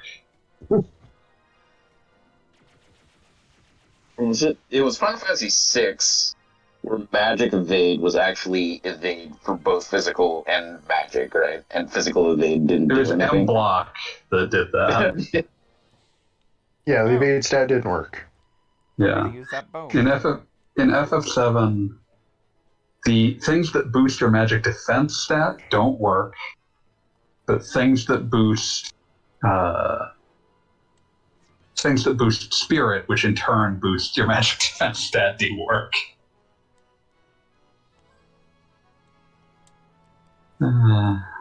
Good times. Wait, so when Jet does light him, it does jack shit, but Gallows at least does 8. Gallows is the mage. He finally used the dark magic. I'm excited. As much as Gallows looks like a physically imposing presence, he is the party mage. But he is the party mage, but he does have unusually high defense and HP for a mage. So oh yeah, because he's a physically imposing presence. His but, abs like, his do actually pay off. Yeah, it's just like... What's that? What does a bone do? It does everything, actually. Yeah, it just boosts everything. Well, it doesn't boost everything. It activates all the support arcana that you have. So if a character has multiple support arcana, then it's useful. Yes! Does that mean it's over? What do you think that we're means? free. We got 5.5 times EXP of nothing. EX file key. And now the abyss has been conquered. Huzzah! And I wish you hadn't. And I just have to get to a save point before something explodes. Could always use that infinite save coin. Oh yeah, I could, but no, I'm gonna walk. Have I told you lately that I hate you? Nah, I use my teleporter. Thank you. And then, just for the hell of it, while we're on the stream here, I'm going to go to the garden just to see if the amount of time we spent in the abyss outweighs the amount of items we used to get through the abyss. Probably not.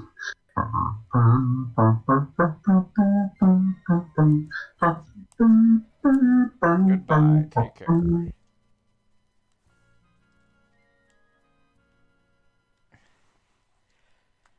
Alright, so we have conquered the Abyss. That is the greatest challenge in Wild Arms 3. As you can see, I canceled approximately 10,000 encounters on the way there. I have literally no idea how long it would take if you didn't do that. Regular. How did you cancel encounters? That's like kind of how the encounter system works in this game. Is you see that like 46 out of 50 up in the top left of the screen. That's how many encounters. Yeah, if the encounter is of level, then it like takes a resource. Wow. All the time I took in there, and I got 4 mega berries and 3 full carrots. Suffice to say, that was not quite what you'd like to see. All right, well that's it. We conquered the Abyss. I don't think you got anything to use them on anymore. Bird, oh, here we go. You can see this. Wait, where'd it go? Here we go. I got 2 sheriff stars. Because Congrats. it's a new game plus, so I got 1 sheriff star from beating Ragu Regala back in like 2002, and now I got a sheriff star from 2023. I can't wait for you to get another one in 2044. All right. We are good. We are done. Thank you for watching. This has been The Abyss. Everybody say hi. Yeah. Good night. I don't know.